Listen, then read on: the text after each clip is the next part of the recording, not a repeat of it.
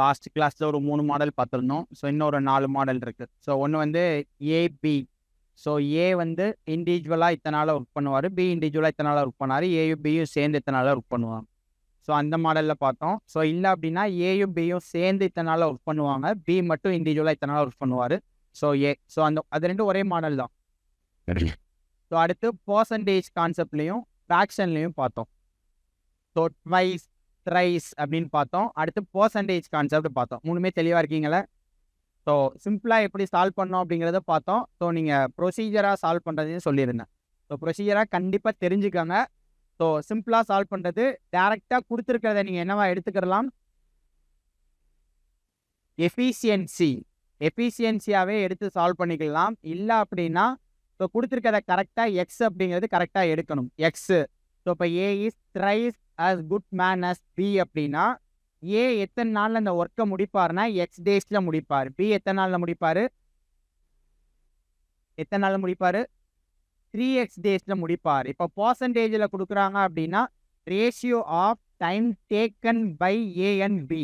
So எஃபிஷியன்சிலேயோ ரேஷியோலையோ கொடுத்துருந்தாங்க. எஃபிஷியன்சிலையோ பர்சன்டேஜ்லையோ கொடுத்துருக்காங்கன்னா ratio of time taken by அப்படின்னு சொல்லிட்டாலே அதுக்கு என்னவா வந்துடும்? அப்படியே ஆப்போசிட்டாக வரணும். அது மட்டும் ஞாபகம் வச்சுக்கிட்டிங்கனாலே கரெக்டாக சால்வ் பண்ணிடலாம். அந்த 3 மெத்தட் கரெக்டாக ஞாபகம் வச்சுக்கோங்க. ஸோ அடுத்த ஒரு மெத்தட் பார்த்துருந்தோம். ஸோ ஏ பியும் சேர்ந்து இந்த ஒர்க்கை இத்தனை நாள் பண்ணுவாங்க. ஏ மட்டும் ஃபர்ஸ்ட் ஒர்க்கை ஸ்டார்ட் பண்ணி இத்தனை நாள் ஒர்க் பண்ணியிருக்காரு. இப்போ ஏ பியும் சேர்ந்து ஒர்க் பண்ணாங்கன்னா 20 டேஸ் வந்து அந்த ஒர்க்கை பண்ணுவாங்க. ஆனால் ஒர்க்கை ஸ்டார்ட் பண்ணது யாரு? ஏ. ஏ மட்டும் ஒர்க்கை ஸ்டார்ட் பண்ணி ஒரு 7 டேஸ் ஒர்க் பண்ணிட்டாரு. அப்புறம் திரும்பியும் வந்து பி வந்து ஏயோட ஜாயின் பண்ணிட்டு ரிமைனிங் ஒர்க்கை அப்போ டோட்டலாக எவ்வளோ ஒர்க்கு வந்து எத்தனை நாளில் வந்து ஒர்க்கை கம்ப்ளீட் பண்ணியிருக்காங்க. புரியுதில்ல? ஏ பியும் சேர்ந்து ஒரு பில்டிங் வந்து கட்டுறாங்க அப்படின்னா 20 நாளில் கட்டி முடிச்சிருவாங்க. அந்த பில்டிங் கட்டுறதை ஏ மட்டுமே ஸ்டார்ட் பண்ணி ஒரு 7 டேஸ் வந்து அந்த ஒர்க்கை வந்து பண்ணுறாரு. ஸோ அடுத்து பி வந்து 7 டேஸ்க்கு அடுத்து வந்து பி ஜாயின் பண்ணிக்கிறாரு. 8th டேலேருந்து பியும் ஏயும் சேர்ந்து ஒர்க் பண்ணுறாங்க. ஸோ அப்படின்னா டோட்டலாக எத்தனை நாள் வந்து அந்த வேலையை செஞ்சு முடிச்சிருப்பாங்க? ஆல்ரெடி ஏ 7 டேஸ் ஒர்க் பண்ணியிருக்காரு. அடுத்து ரிமைனிங் இருக்கக்கூடிய ஒர்க்கை ஏயும் பியும் சேர்ந்து எத்தனை நாள் செஞ்சு முடிச்சிருப்பாங்கிறது நமக்கு தெரியணும். ஸோ இந்த மாடல்லே பார்த்தோம். பார்த்தது ஞாபகம் இருக்கா? சரி, ஓகே. ஸோ இந்த சம் ஆல்ரெடி சால்வ் பண்ணிங்களான்னு தெரியல. A can do a certain job in 12 days. B is 60% more efficient than A. How many days does B alone take to do the same job? Note பண்ணிருக்கீங்க? Solve பண்ணியிருக்கீங்களா? A can do a certain job in 12 days. A can do a certain job in 12 days. A can do a certain job in 12 days. A can do a certain job in 12 days. Solve பண்ணியிருக்கீங்களா? Answer என்னங்க ma'am? S, solve பண்ணியிருக்கீங்க. அதனால தான் கேட்குறேன், solve பண்ணியிருக்கீங்களான்ட்டு. ஆக்சுவலாக note வச்சு உங்களுக்கு சம்மு சொன்னேன். ஸோ இன்னைக்கு அந்த நோட்டு எடுத்துகிட்டு வரல, அதனால தான் கேட்குறேன். ஸோ சால்வ் பண்ணியிருக்கீங்களா ஆல்ரெடி? ஓகே.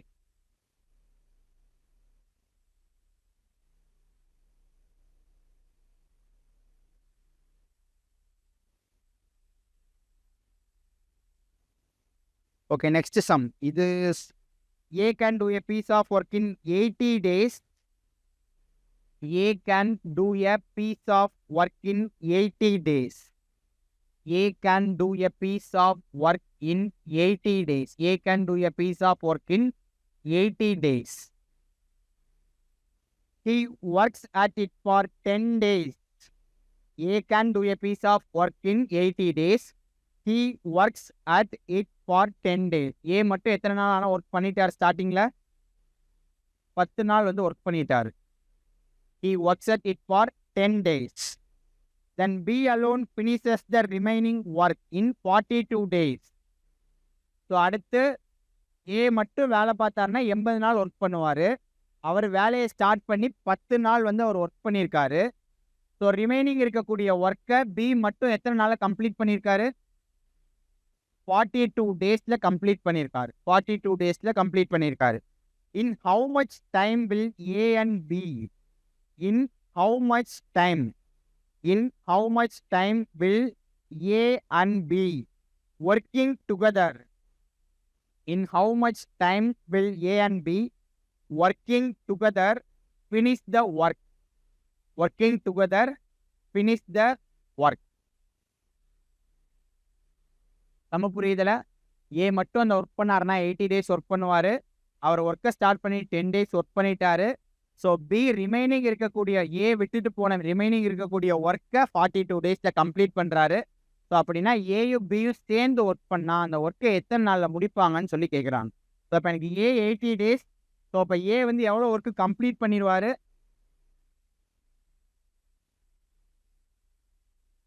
ஸோ ஏ வந்து எவ்வளோ ஒர்க் கம்ப்ளீட் பண்ணியிருப்பாரு? Completed by A. So 10 days வந்து அவர் ஒர்க் பண்ணியிருக்காருன்னா 10/80. அப்போ 1/8 ஒர்க் வந்து கம்ப்ளீட்டட் பை ஏ.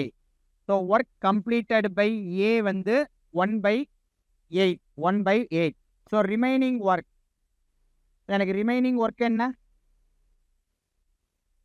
எனக்கு எப்பயுமே டோட்டல் ஒர்க் அப்படிங்கிறது என்ன?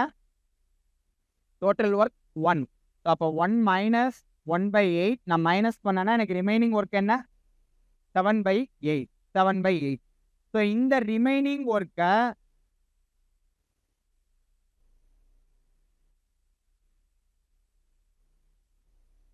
பி எத்தனை நாளில் கம்ப்ளீட் பண்ணுறாரு?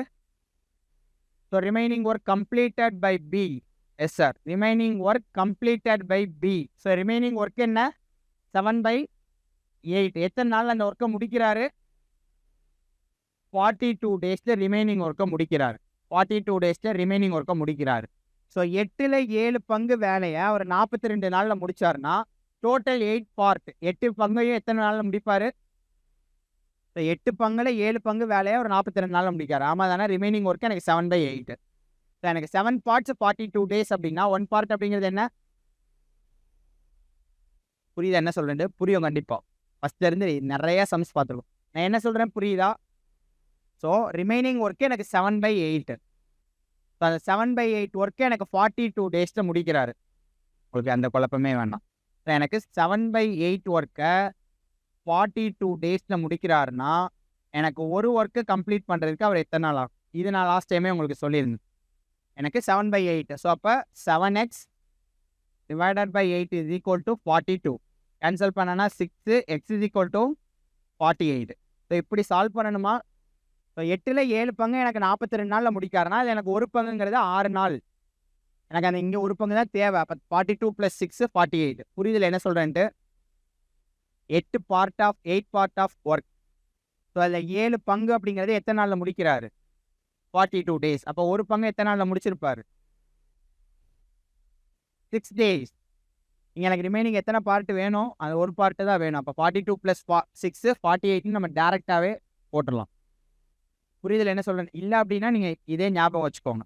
ஸோ எவ்வளோ பார்ட் கொடுத்துருந்தாலும் எனக்கு டோட்டல் ஒர்க்கு கண்டுபிடிக்கணும். எனக்கு 7/8 42 டேஸில் முடிக்கிறாருன்னா எனக்கு அந்த ஒரு ஒர்க்கை எத்தனை நாளில் கம்ப்ளீட் பண்ணுவார்? ஸோ அப்போ எனக்கு பி மட்டும் அந்த ஒர்க்கை பண்ணாருன்னா எத்தனை நாளில் முடிப்பார்? பி மட்டும் அந்த ஒர்க் பண்ணாருன்னா எத்தனை நாளில் எனக்கு கம்ப்ளீட் பண்ணுவார்? பி மட்டும் எனக்கு அந்த ஒர்க்கை எத்தனை நாளில் முடிப்பார்? 48 டேஸில் முடிப்பார். எனக்கு கொஸ்டின் என்ன கேட்டிருக்காங்க?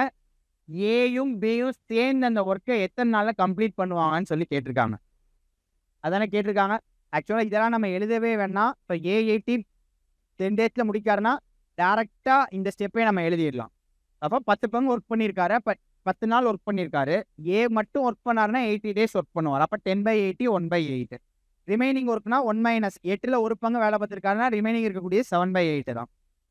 அப்போ 7/8 ஒர்க்கை 48 டேஸ் பார்த்துருக்காரு அப்படின்னா ஜஸ்ட் அப்படியே மைண்ட் கால்குலேஷன் மாதிரி நம்ம போட்டே சால்வ் பண்ணிடலாம். அவங்களுக்கு புரியணுங்கிறதுக்காக இந்த ஸ்டெப்பை எழுதுறது. ப்ராக்டிஸ் பண்ணிக்கிட்டே இருந்தோம் அப்படின்னா படப்படன்னு சால்வ் பண்ணிடலாம். டைம் அண்ட் ஒர்க்கு புரிஞ்சுக்கிடுச்சு அப்படின்னா இப்போ கொடுத்துருக்காங்கன்னா ஒருத்தர் வேலை பார்க்குறாரு, இந்த ஒர்க்கை முடிச்சுட்டு போகிறாரு. எனக்கு எப்பயுமே டோட்டல் ஒர்க் 1 தான். அப்போ ரிமைனிங் ஒர்க்னா 1ல் இருந்து தான் நம்ம மைனஸ் பண்ணணும். ரிமைனிங் இருக்கக்கூடிய ஒர்க்கை அவர் எத்தனை நாள் கம்ப்ளீட் பண்ணியிருக்காரு? அப்போ ரிமைனிங் ஒர்க்கை எத்தனை நாளில் கம்ப்ளீட் பண்ணியிருக்காருன்னா எனக்கு டோட்டல் ஒர்க் 1 எத்தனை நாளில் கம்ப்ளீட் பண்ணுவார்? கிராஸ் மல்டிப்ளை பண்ணேன்னா எனக்கு கிடச்சிடும். அப்போ ஏயும் பியும் சேர்ந்து அந்த ஒர்க்கை எத்தனை நாள் முடிச்சிருக்காங்க? ஏ 80 டேஸில் 80 டேஸில் அந்த ஒர்க்கை தனியாக பண்ணுவார். ஏ 80 டேஸில் அந்த ஒர்க்கை பண்ணுவார். பி 48 டேஸில் பண்ணுவார். பி 48 டேஸில் வந்து அந்த ஒர்க்கை கம்ப்ளீட் பண்ணுவார். ஸோ அப்போ ஏயும் பியும் 1 டே ஒர்க் எடுத்து நான் கால்குலேட் பண்ணேன்னா எனக்கு 2 பேரும் சேர்ந்து ஒன் டே ஒர்க் எனக்கு கிடைச்சிருமா? அது ரெசிப்ரோக்கல் எடுத்தா எனக்கு என்ன கிடைச்சிரும்? 2 பேரும் சேர்ந்து அந்த ஒர்க்கை எத்தனை நாள்ல முடிப்பாங்கன்னு கிடைச்சிரும். அப்ப ஏக்கும் பிக்கும் நான் ஒன் டே ஒர்க் எடுத்தேன்னா, so 1/80 + 1/48.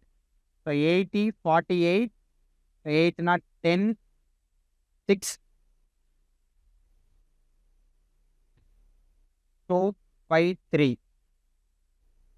So 16.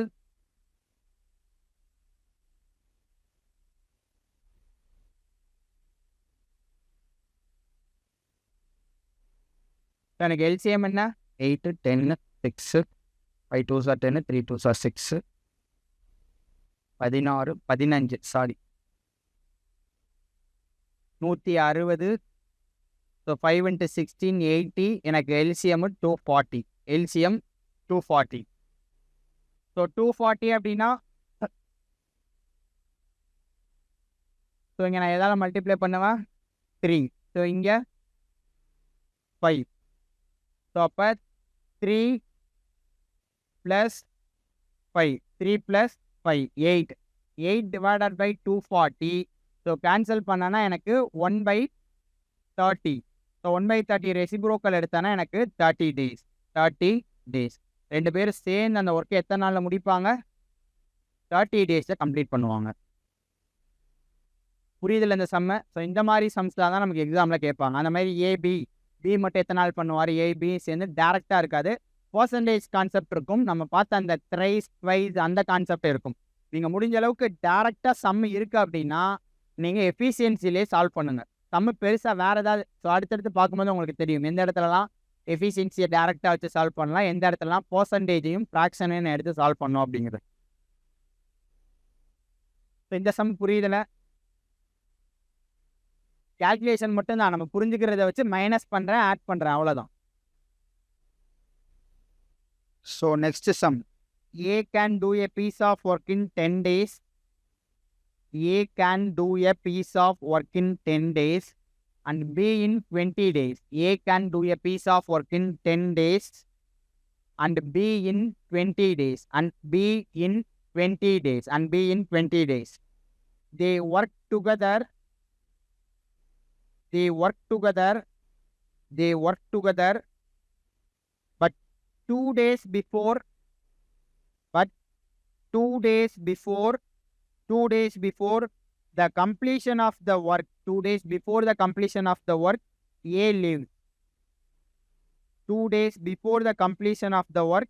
A leaves. 2 days before the work completion of the work. A leaves. In how many days was the work completed? In how many days was the work completed? How many days was the work completed? நம்ம புரியுதா? ஒரு நிமிஷம் time எடுத்து எப்படி solve பண்ணோம் அப்படிங்கிறத சொல்லுங்க. A can do a piece of work in 10 days. A மட்டும் அந்த ஒர்க் பண்ணாருன்னா எத்தனை நாள் ஒர்க் பண்ணுவார்? A can do a piece of work in 10 days. B can do a piece of work in 20 days. 2 பேரும் சேர்ந்து ஒர்க் பண்ண start பண்ணுறாங்க. 2 பேரும் சேர்ந்து ஒர்க் பண்ண ஸ்டார்ட் பண்ணுறாங்க. ஸோ ஒர்க் பண்ண ஸ்டார்ட் பண்ணிவிட்டு ஆனால் ஒர்க்கு முடிகிறதுக்கு 2 நாளைக்கு முன்னாடி யார் போயிடுறாரு? பி வந்து வெளியேறிடுறாரு. சாரி, ஏ வந்து வெளியேறார். ஏ வந்து வெளியேறாருன்னா in how many days was the work completed? 2 நாளைக்கு முன்னாடி வந்து யார் வெளியேறாரு? ஏ வெளியேறார். அப்போ ஏயும் பியும் சேர்ந்து எத்தனை நாள் வந்து ஒர்க் பண்ணியிருக்காங்கன்னு சொல்லி கேட்குறாங்க. இது எப்படி சால்வ் பண்ணலாம்? ஸோ என்ன கொடுத்துருக்காங்க? ஸோ இதுவரை சம் எப்படி அப்ரோச் பண்ணோம்? ஸோ ஒன்று ஏபி தனித்தனியாக கொடுத்துருவாங்க. ஏ இத்தனை நாள் ஒர்க் பண்ணியிருக்காரு. ஸோ ஏ திரும்பியும் ஒரு 7-8 டேஸ் கழிச்சு பி வந்து சேர்றாரு. அப்போ ஏ மட்டும் எவ்வளோ ஒர்க் பண்ணியிருக்காரு, ரிமைனிங் இருக்கக்கூடிய ஒர்க்கை ஏயும் பியும் எவ்வளோ சேர்ந்து ஒர்க் பண்ணியிருக்காங்க அப்படிங்கிறத அந்த கிராஸ் மல்டிப்ளை மெத்தட்லாம் நான் சொன்னேன். ஒரு ஒர்க்காக இருந்தால் இத்தனை நாள் முடிப்பாங்க ஏயும் பியும் சேர்ந்து. ஒரு ஒர்க்கை முடிக்கிறதுக்கு இத்தனை நாள் ஆகும். அப்போ ரிமைனிங் 9/10 ஒர்க்காக இருந்தால் எத்தனை நாளில் முடிப்பாங்க அப்படின்னு சொல்லிட்டு பார்த்தோம். இங்கே என்ன கொடுத்துருக்காங்க? எனக்கு ஃபஸ்ட்டு தெரியல, ஆனால் எனக்கு லாஸ்ட்டு தெரியும். ஆமாம் தானே? என்ன சொல்லியிருக்காங்க? திரும்பி சம்ம சொல்லுங்கள். A can do a piece of work in 10 days. B can do a piece of work in 20 days. They worked together. But the completion of the work before 2 days, A leaves. எத்தனை நாள் work முடியறதுக்கு முன்னாடி ஏ வந்து வெளியேறிட்டாரு? 2 days. அந்த 2 days யார் work பண்ணியிருப்பா? B work பண்ணியிருப்பாரு. அப்போ first எனக்கு இதில் என்ன கண்டுபிடிக்க முடியும்? பி எத்தனை நாள் ஒர்க் பண்ணியிருக்காரு அதுதான் எனக்கு தெரியுது இந்த இடத்துல. பி மட்டும் எத்தனை நாள் ஒர்க் பண்ணியிருப்பாரு? Last 2 days. 2 days ஒர்க் பண்ணியிருக்காருன்னா 2 divided by 20. ஆமாம் தானே? அவர் தனியாக ஒர்க் பண்ணாருன்னா 20 days 20 பார்ட்ஸாக பிரித்து ஒர்க் பண்ணுவார். அவர் கடைசி 2 நாள் மட்டும் லாஸ்ட்டு 2 days மட்டும் தனியாக ஒர்க் பண்ணியிருக்காரு. அப்போ லாஸ்ட்டு 2 daysல அவர் எவ்வளோ ஒர்க் பண்ணியிருப்பாரு? 1/10 ஒர்க் பண்ணியிருக்காரு. ஸோ அப்போ அதுக்கு முன்னாடி எத்தனை நாள் எனக்கு தெரியாது. தெரியுமா? தெரியாது. அதுக்கு முன்னாடி இருக்கக்கூடிய நாட்களில் ஏயும் பியும் சேர்ந்து எவ்வளோ ரிமைனிங் ஒர்க் எவ்வளோ பண்ணியிருப்பாங்க? 1/10 ரிமைனிங் ஒர்க் என்ன? அது ஆக்சுவலாக ரிமைனிங் ஒர்க் இல்லை. ஏயும் பியும் இந்த 2 நாளுக்கு முன்னாடியே இந்த ஒர்க்கை பண்ணியிருக்காங்க. புரியுதில்ல என்ன சொல்கிறேன்ட்டு? புரியலையா? இந்த சம் அப்படியே ரிவர்ஸில் அப்ரோச் பண்ணுறோம். இந்த இடத்துல எனக்கு கொடுத்துருக்க டேட்டா படி இது ஒன்று மட்டும்தான் எனக்கு டேஸ் கொடுத்துருக்காங்க. அவர் மட்டும்தான் எனக்கு எத்தனை நாள் ஒர்க் பண்ணாருன்னு தெரியும். அப்போ ஏயும் பியும் அந்த ரிமைனிங் ஒர்க்கு எவ்வளோ பண்ணியிருப்பாங்க? 9/10 ஒர்க் வந்து பண்ணியிருப்பாங்க. 9/10 ஒர்க்கு. அதுக்கு முன்னாடி எனக்கு என்ன தெரியணும்? ஏயும் பியும் 9/10 ஒர்க்கு எத்தனை நாள் பண்ணாங்கன்னு நான் கண்டுபிடிக்கணும். ஆனால் அவங்க அதுக்கு முன்னாடி எனக்கு என்ன தெரியணும்? 9/10 ஒர்க்கு எத்தனை நாள் பண்ணாங்கன்னு கண்டுபிடிக்கிறதுக்கு முன்னாடி அவங்க ஒரு ஒர்க்காக இருந்தால் எத்தனை நாள் பண்ணியிருப்பாங்கன்னு எனக்கு தெரியணும். அது தெரிஞ்சால் தானே நான் 9/10 கண்டுபிடிக்க முடியும். புரியுது என்ன சொல்கிறேன்ட்டு? ஸோ அப்போ ஏபியோட ஏயும் பியும் சேர்ந்து அந்த ஒர்க்கை பண்ணாங்கன்னா எத்தனை நாளில் கம்ப்ளீட் பண்ணுவாங்க? ஸோ ஏயும் பியும் சேர்ந்து அந்த ஒர்க் பண்ணாங்கன்னா 1/10 + 1/20. ஸோ எல்சிஎம் எடுத்தேன்னா எனக்கு 20. அப்போ 2 + 1 3. 3/20 அப்படிங்கிறது எனக்கு பெர் டே ஒர்க்கு. ஏயும் பியும் சேர்ந்து ஒர்க் பண்ணாங்கன்னா ஒரு நாள் எவ்வளோ ஒர்க் பண்ணியிருப்பாங்க? எவ்வளோ ஒர்க் பண்ணியிருப்பாங்க? 3/20 ஒர்க் பண்ணியிருப்பாங்க. எத்தனை நாளில் அந்த ஒர்க்கை மொத்தமாக முடிப்பாங்க? 20/3 டேஸில் முடிப்பாங்க. அப்போ ஏயும் பியும் ஒரு ஒர்க்கை எத்தனை நாளில் முடிக்கிறாங்க? அந்த ஒரு முழு ஒர்க்கை எத்தனை நாளில் முடிக்கிறாங்க? 20/3 டேஸ். அப்போ எனக்கு 9/10 ஒர்க்கை எத்தனை நாளில் முடிப்பாங்க? புரியுதா? புரியலையா? அப்போ x is equal to 9/10 into 20/3. நான் கேன்சல் பண்ணேன்னா எனக்கு 2 3. அப்போது இந்த 2 நாள் இவர் ஒர்க் பண்ணுறதுக்கு முன்னாடி ஏ பி சேர்ந்து எத்தனை நாள் ஒர்க் பண்ணியிருக்காங்க? 9/10 ஒர்க்கை 3 × 2 6 days வந்து ஒர்க் பண்ணியிருக்காங்க. புரியலையா? ஸோ இதுக்கு முன்னாடி ஃபஸ்ட்லேருந்து கரெக்டாக கொடுத்துட்டாங்க. ஃபஸ்ட்லேருந்து எனக்கு என்ன கொடுத்தாங்க? இந்த இடத்துல எனக்கு ஏயும் பியும் இத்தனை நாள் ஒர்க் பண்ணாங்கன்னு கொடுத்துருந்தா நான் பின்னாடி பியோட டேஸ் மட்டும் நான் கால்குலேட் பண்ணுவேன். எனக்கு என்ன கொடுத்துட்டாங்க? சம்மில் பி லாஸ்ட்டாக 2 நாள் ஒர்க் பண்ணியிருக்காருன்னு கொடுத்துட்டாங்க. அப்போ எனக்கு யார் எத்தனை நாள் ஒர்க் பண்ணியிருக்காங்கன்னு கொடுக்குறாங்களோ அதை வச்சு தான் நான் கம்ப்ளீட்டட் ஒர்க் அப்படிங்கிறது எடுக்க முடியும். எனக்கு பி கொடுத்துட்டாங்க 2 days. அப்போ 2/10 1/10. அதுக்கு முன்னாடி இருக்கக்கூடிய நாட்களில் ரிமைனிங் இருக்கக்கூடிய 9/10 ஒர்க்கை தான் ஏபி பண்ணியிருப்பாங்க. 9/10 ஒர்க்கை அவங்க எத்தனை நாளில் பண்ணாங்கிறதா எனக்கு கொஸ்டின். அவங்க 2 பேரும் சேர்ந்து ஒர்க் பண்ணியிருந்தா ஃபஸ்ட்டு எனக்கு எத்தனை நாளில் ஒர்க்கை முடிப்பாங்க? 20/3 டேஸில் முடிப்பாங்க. 2 பேரும் சேர்ந்து அந்த ஒரு ஒர்க்கை எனக்கு 20/3 டேஸில் முடிக்கிறாங்கன்னா அந்த ஒர்க்கில் 10ல் 9 பங்கு எத்தனை நாள் முடிப்பாங்க? புரியுதுல? ஸோ ஒரு ஒர்க்கு 30 days அப்படின்னா ஆக்சுவலாக அதோட மீனிங் என்ன? 6 2/3 days. ஆமாம் தானே? 6 2/3 days. புரியுதா அது என்னன்னு சொல்லிட்டு? 6 2/3 days. 9/10 ஒர்க்கு எத்தனை நாளில் முடிக்கிறாங்க? 6 daysல முடிக்கிறாங்க. 10ல் 9 பங்கு 6 நாளில் முடிச்சிடுறாங்க. மிச்சம் இருக்கக்கூடிய அந்த ஒரு பங்கையும் சேர்த்து மொத்த வேலையை 6 2/3 நாளில் முடிக்கிறாங்க. எஸ் ஆஃப்ங்கிற மாதிரி அதாங்க சார். இதுனா உங்களுக்கு கரெக்டாக ஞாபகம் இருக்கும். இது cross multiplication on unitary method அப்படின்னு சொல்லுவோம்.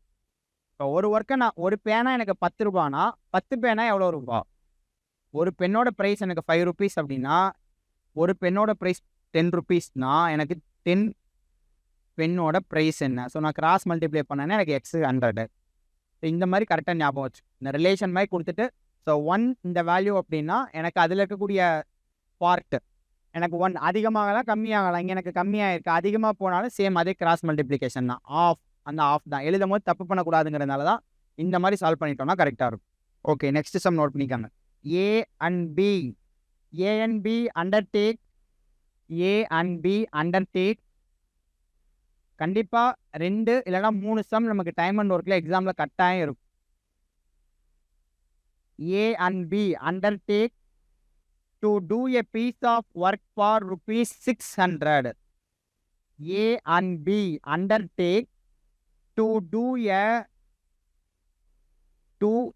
a piece of work for rupees 600. A alone can do it in 6 days. A alone can do it in 6 days. A alone can do it in 6 days. While B alone can do it in 8 days. While B alone can do it in 8 days. B alone can do it in 8 days. With the help of C,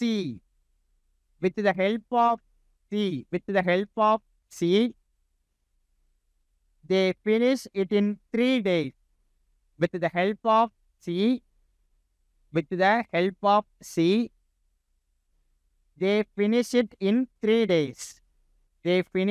it in 3 days. Find the share of each.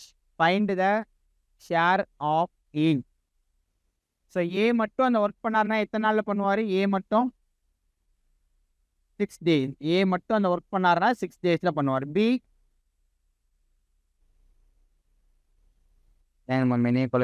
B எத்தனை நாள் அந்த work பண்ணுவார்? 8 days. A 6 நாள் work பண்ணுவார். B 8 daysல work பண்ணுவார். ஆனால் இவங்க 2 பேர் என்ன பண்ணுறாங்க? 2 பேரும் ஒர்க் பண்ண முடியாமல் சிஏ ஹெல்ப்பு கூப்பிட்றாங்க. அவரோட ஹெல்ப் சேர்த்து அவங்க எத்தனை நாள் அந்த மொத்த ஒர்க்கையும் முடிச்சிடுறாங்க? 3 daysல முடிச்சிடுறாங்க. 3 daysல முடிக்கிறாங்கன்னா ஏபிசியோட பர் டே ஒர்க் என்ன? ஏபிசியோட பர் டே ஒர்க்கு ஏபிசி 3 பேருக்கும் 1/3. அந்த 1/3 எப்படி வரும்? 1/6 + 1/8 + 1/3. எனக்கு சியோட ஒர்க்கு தெரியுமா? சி எத்தனை நாள் ஒர்க் பண்ணுவாருன்னு தெரியாது. ஒரு பெர் டே ஒர்க்கு எனக்கு தெரியாது. அப்போ 1/3.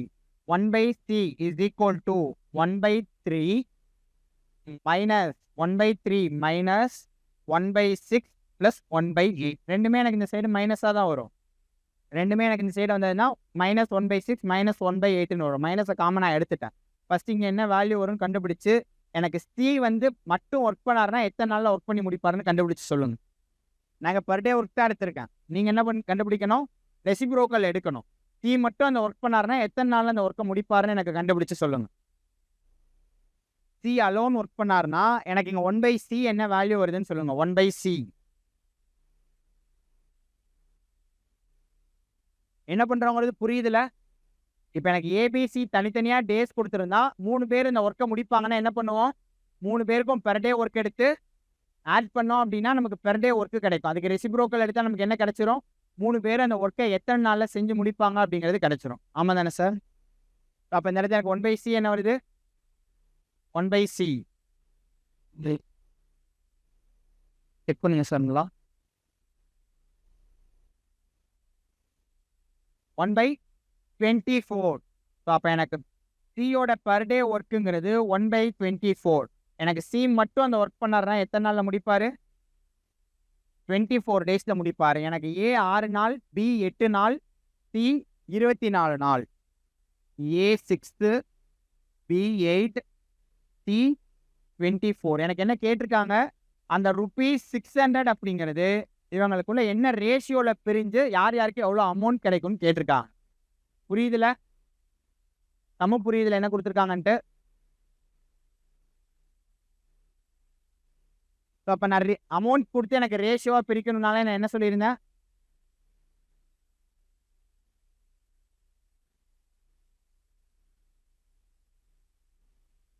எதுக்கு ரேஷியோ எடுக்கணும்?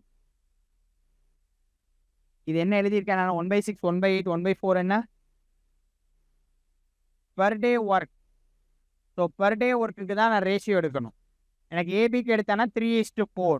இதே இது பிசிக்கு எடுத்தேன் அப்படின்னா எனக்கு இங்கே ஈஸ் டூ அப்படின்னா அதோட மீனிங் என்ன? டிவைட் அப்படிங்கிறதா மீனிங். ஸோ அப்போ எனக்கு இங்கே 2 இங்கே 6 2 6 அப்போ எனக்கு AB 3 4 AB 3 4 BC 2 6. So already ratio பார்க்கும்போதே பார்த்துருந்தோம். ஸோ எங்கெல்லாம் வேல்யூ இல்லையோ அங்கெல்லாம் நியர்பை பக்கத்தில் இருக்கக்கூடிய வேல்யூ வேணும், அந்த வேல்யூ எழுதுவோம். So 3 2s are 6, 4 2s are 18, 4 6 are 24. So அப்போ இதுக்கு ரேஷியோ எடுத்தால் என்ன வரும்?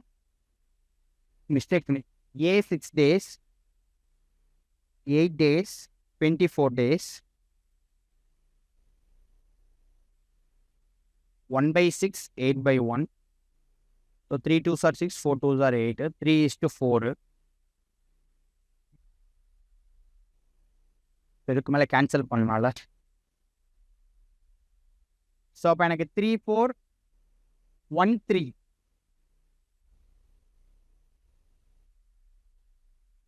3 4 1 3. ஸோ அப்போ 3, ஸோ இங்கே 1, ஸோ 3 4 9.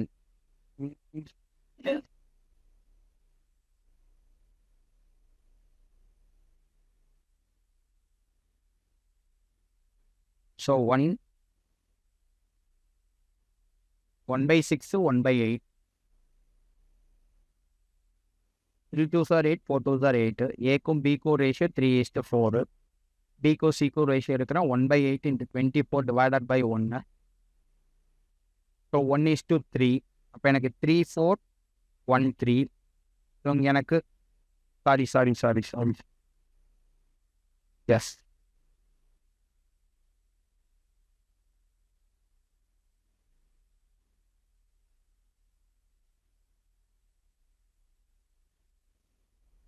ஓகே. ஸோ இந்த இடத்துல எனக்கு எல்லாமே, ஸோ இந்த 3 இடத்துலையுமே எனக்கு வேல்யூ ஈவன் வேல்யூ இருக்குது. ஸோ ரேஷியோ எடுக்கு 6 8 24.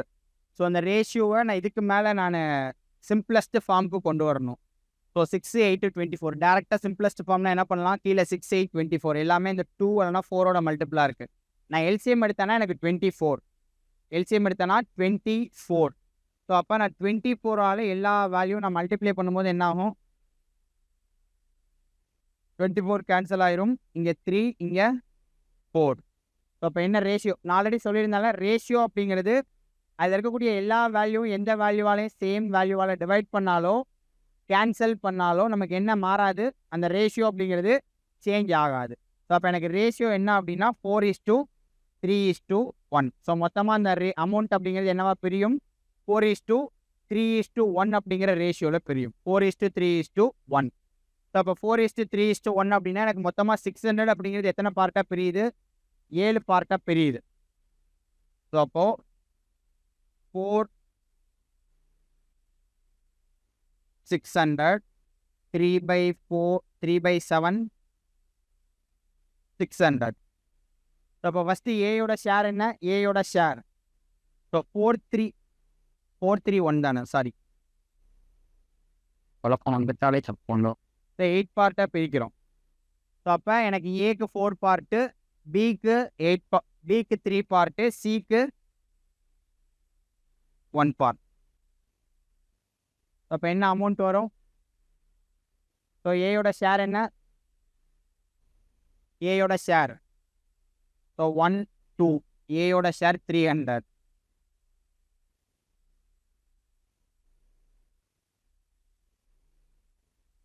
ஸோ 4 300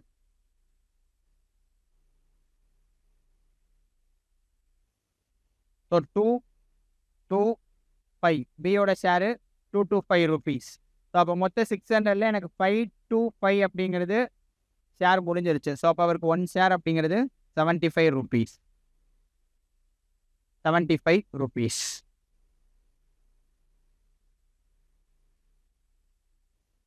ஸோ ஏயோட ஷேர் 300, பியோட ஷேர் 225, சியோட ஷேர் 75.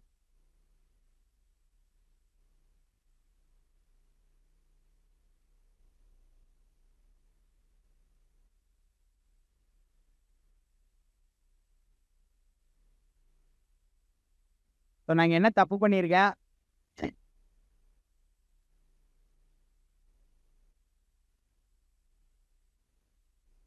நான் கேர்லெஸ் மிஸ்டேக் இந்த இடத்துல ஒன்று பண்ணியிருக்கேன். என்ன பண்ணியிருக்கேன்,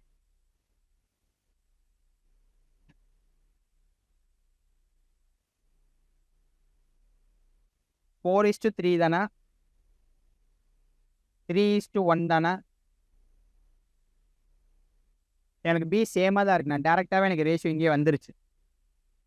என்னத்தை ஸோ ஃபஸ்ட்டு வேல்யூ செகண்ட் வேல்யூன்னு அப்படியே 3:4ன்னு எழுதியிருந்திருக்கேன் நான். ரேஷியோ என்ன, நியூமரேட்டர் டிவைடட் பை டினாமினேட்டர் தான். புரியுதுல, இங்கேயே நமக்கு ஆன்சர் வந்துருச்சு.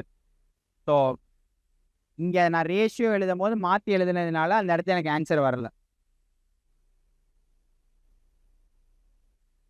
ஸோ நெக்ஸ்ட் சம் நோட் பண்ணிக்கோங்க. A and B can do a piece of work in 45 and 40 days respectively. A and B can do a piece of work in 45 and 40 days respectively. They began the work together.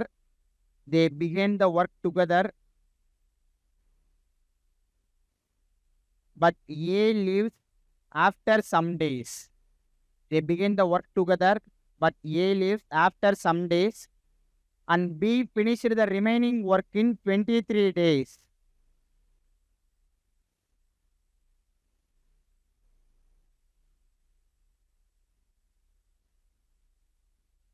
B finished the remaining work in 23 days.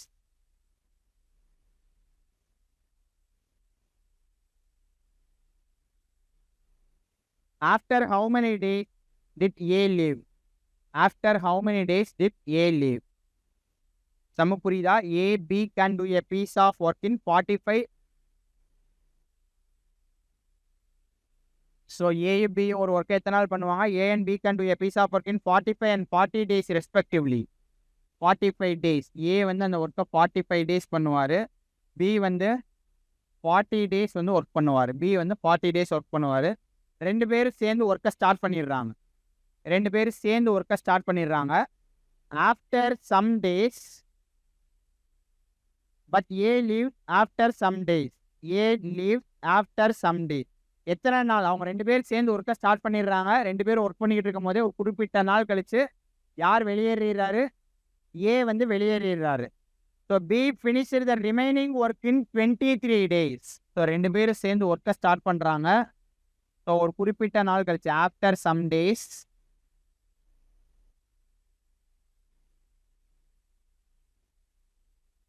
So A வந்து வெளியேறாரு. So அவர் வெளியே போனதுக்கு அப்புறமா B மட்டும் அந்த ஒர்க்கை எத்தனை நாள் முடிக்கிறாரு? ரிமைனிங் இருக்கக்கூடிய அந்த ஒர்க்கை பி எத்தனை நாளில் முடிக்கிறாரு? ஏ பி சேர்ந்து ஒர்க்கை ஸ்டார்ட் பண்ணுறாங்க. ரெண்டு பேரும் ஒர்க் பண்ணுறாங்க. எத்தனை நாள் ஒர்க் பண்ணுறாங்கன்னு தெரியலை. ஆனால் ரெண்டு பேரும் ஒர்க் பண்ணிக்கிட்டு இருக்கும் போதே ஒரு குறிப்பிட்ட நாள் கழிச்சு யார் வெளியேறாரு?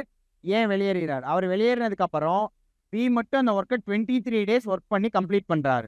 இப்போ பி மட்டும் எவ்வளோ ஒர்க் பண்ணியிருப்பார் தனியாக? 23/40ங்கிறது பி மட்டும் பண்ண ஒர்க்கு. பி மட்டும் 23/40. அப்போ ஏயும் பியும் சேர்ந்து அந்த 23 நாளைக்கு முன்னாடி எவ்வளோ ஒர்க்கு கம்ப்ளீட் பண்ணியிருப்பாங்க? ஏயும் பியும் சேர்ந்து 23/40 ஏபி சேர்ந்ததுக்கு அப்புறம் இருக்கக்கூடிய ஒர்க்கை தான் யார் பண்ணியிருக்கா? புரியுதா என்ன சொல்கிறேன்ட்டு?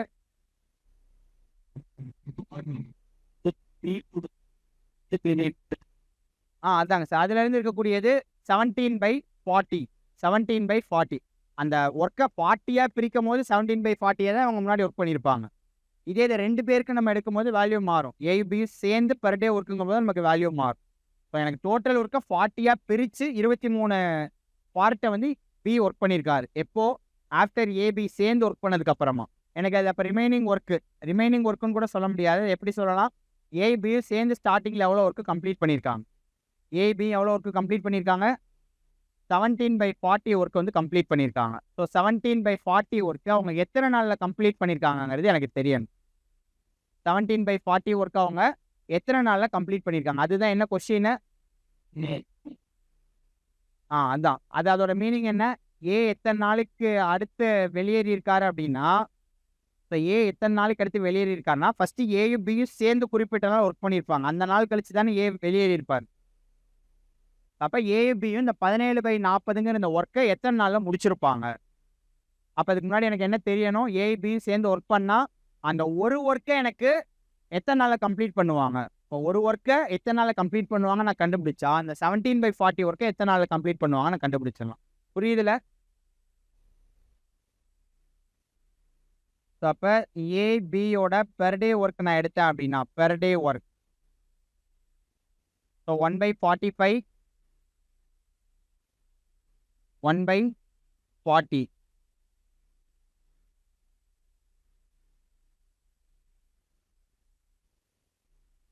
So 45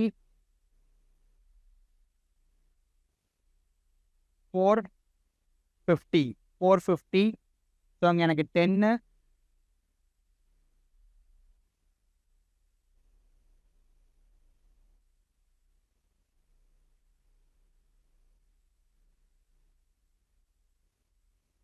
sorry 10 plus 450 then 9 into 10 90 450 sorry ஒரே நிமிஷம்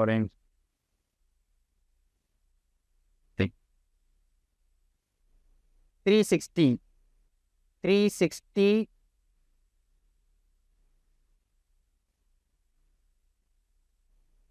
ஸோ எனக்கு 8 ஸோ இங்கே 9 ஸோ 17/360 ஸோ ரெண்டு பேரோட பெர் டே ஒர்க் என்ன 17/360 ரெண்டு பேரோட பெர் டே ஒர்க் எனக்கு 17/360 ரெண்டு பேரும் சேர்ந்து இந்த ஒர்க்கை எத்தனை நாளில் முடிச்சிருப்பாங்க 360/17 டேஸில் முடிச்சிருப்பாங்க 360/70 டேஸில் அந்த ஒரு ஒர்க்கை எனக்கு கம்ப்ளீட் பண்ணியிருப்பாங்க. ஆமாம் தானே? அப்போது நம்பர் ஞாபகம் வச்சுக்கோங்க. ஸோ எனக்கு ஒரு ஒர்க்கை எத்தனை நாளில் முடிச்சிருக்காங்க? ஸோ எனக்கு அந்த மொத்த ஒர்க்கையும் 360/17 டேஸில் கம்ப்ளீட் பண்ணியிருக்காங்க. எனக்கு எவ்வளோ ஒர்க்கை முடிச்சிருக்காங்கங்கிறது எனக்கு தெரியணும். 17/40 ஒர்க்கை எனக்கு எத்தனை நாளில் கம்ப்ளீட் பண்ணியிருக்காங்க? ஸோ அப்போ X is equal to 17/40 into 360 divided by 17 cancel பண்ணனா எனக்கு எக்ஸ் 9 டேஸ். எக்ஸ் 9 டேஸ் அப்படிங்கிறது என்ன? ஏபியும் சேர்ந்து 9 நாள் ஒர்க் பண்ணியிருக்காங்க. அந்த 9 நாள் கழிச்சு தான் யார் வெளியேறியிருக்காரு? ஏ வெளியேறிருக்காரு. அதான் கொஸ்டின் கேட்டிருக்காங்க. After how many days did A leave? எத்தனை நாள் அவர் வேலை பார்த்துட்டு வெளியேறியிருக்காரு? அப்போ ஏபி சேர்ந்து 9 நாள் ஒர்க் பண்ணியிருக்காங்கன்னா எத்தனை நாள் கழிச்சு அவர் வெளியேறியிருக்காரு? 9 நாள் கழிச்சு வெளியேறியிருக்காரு. Okay, so next sum note பண்ணிக்கோங்க.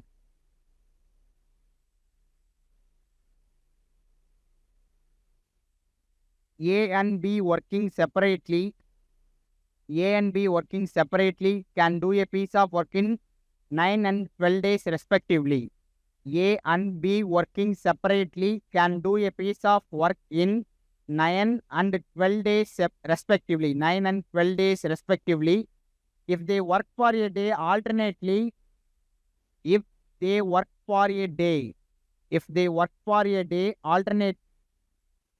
alternately alternately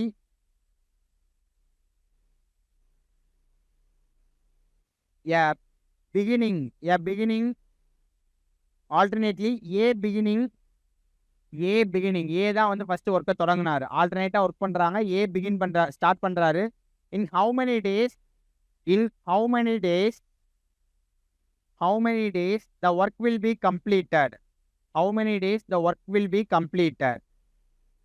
ஸோ இந்த சம் எப்படி சால்வ் பண்ணலாம்? ஏ மட்டும் அந்த ஒர்க் என்ன பண்ணுறாரு? ஸோ இது ஆல்டர்னேட் டேஸில் ஒர்க் பண்ணுற கான்செப்ட். ஸோ இது வித்தியாசமான, இதுவரை பார்த்தது 4 கான்செப்ட் பார்த்தோம். இது 5ஆவதாக ஒரு கான்செப்ட். ஸோ ஏயும் பியும் ஆல்டர்னேட் டேஸில் ஒர்க் பண்ணுவாங்க. ஏ எனக்கு ஒர்க் பண்ணுவார், நாளைக்கு பி, அடுத்து ஏ, அடுத்து பி, அப்படி ஒர்க் பண்ணாங்க அப்படின்னா இந்த டோட்டல் ஒர்க்கை எத்தனை நாளில் கம்ப்ளீட் பண்ணுவாங்க? ஸோ என்ன கொடுத்துருக்காங்க? A and B working separately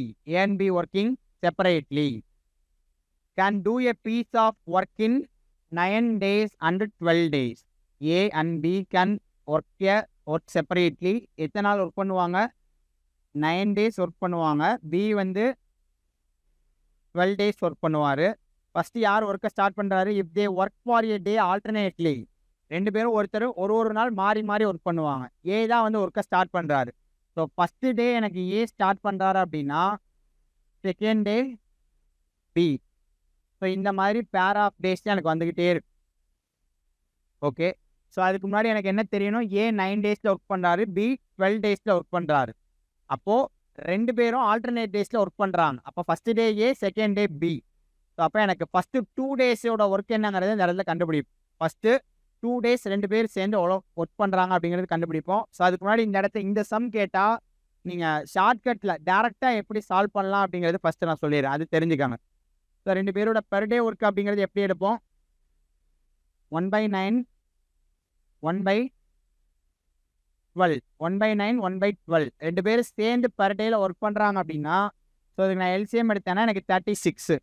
so அப்போ 9 × 4 36, எனக்கு 4. 12 × 3 36, 12 × 3 36. So divided by 4 + 3 divided by 36. 4 + 3 divided by 36. So என்னன்னா, ஏ வந்து முத நாளில் 4 பங்கு ஒர்க் பண்ணார்னா, பி வந்து 2வது நாளில் 3 பங்கு ஒர்க் பண்ணுவார். புரியுதா?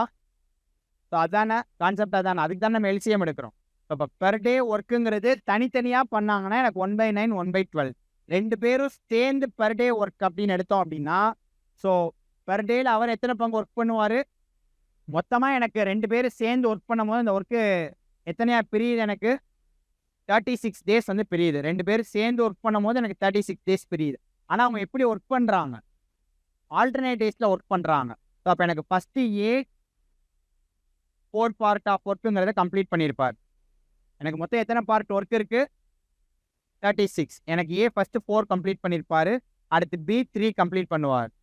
So again 4 3 4 3. நம்ம இந்த 36 வச்சே பார்த்தோன்னா 4 + 3 7. எனக்கு எத்தனை பேர் வரும், 5 பேர் வரும். எனக்கு 4 3 4 3 4 3 4 3. ஸோ எனக்கு 35 பார்ட்ஸ் கம்ப்ளீட் ஆகிடுச்சு. 35 பார்ட்ஸ் என்ன ஆகிடுச்சு, கம்ப்ளீட் ஆகிடுச்சு. எனக்கு ரிமைனிங் இன்னும் எத்தனை பார்ட் ஒர்க் இருக்குது, ஒரே ஒரு பார்ட் ஒர்க்கு தான் இருக்குது. அது யார் பண்ணுவா, ஏ பண்ணுவார். எனக்கு ரிமைனிங் இருக்கக்கூடியது ஒரு பார்ட்டு தான், அது ஏயோட ஒர்க்குங்கிறதுனால எனக்கு 1/4. எனக்கு ரிமைனிங் இருக்கக்கூடிய மொத்த ஒர்க்கு, ஆனால் அவர் ஒரு நாள் ஒர்க் பண்ணார்னா 4 பார்ட்டு பண்ணுவார். எனக்கு ரிமைனிங் ஒரு பார்ட்டு தான் இருக்குது. அப்போ அந்த ஒரு நாளில் அந்த 4 பார்ட்டில் ஒரு பார்ட் மட்டும் ஒர்க் பண்ணுறாரு. அப்போ 4 நாள் தான் ஒர்க் பண்ணுவார். ஒரு நாளில் 4 பார்ட் ஒர்க் பண்ணுறாருன்னா ரிமைனிங் ஒரு பார்ட் எனக்கு பண்ணுறாரு அப்படின்னா எவ்வளோ நாள் ஒர்க் பண்ணுவார், 1/4 டேஸ் தான் ஒர்க் பண்ணுவார். அப்போ எனக்கு 1 2 3 4 5 6 7 8 9 10 மொத்தமாக அவங்க 2 பேரும் சேர்ந்து ஆல்டர்னேட் டேஸில் ஒர்க் பண்ணாங்கன்னா 10 1/4 டேஸில் கம்ப்ளீட் பண்ணிடுவாங்க. 10 1/4 டேஸில் கம்ப்ளீட் பண்ணிடுவாங்க. புரியுதுல எப்படி சால்வ் பண்ணுறோன்ட்டு?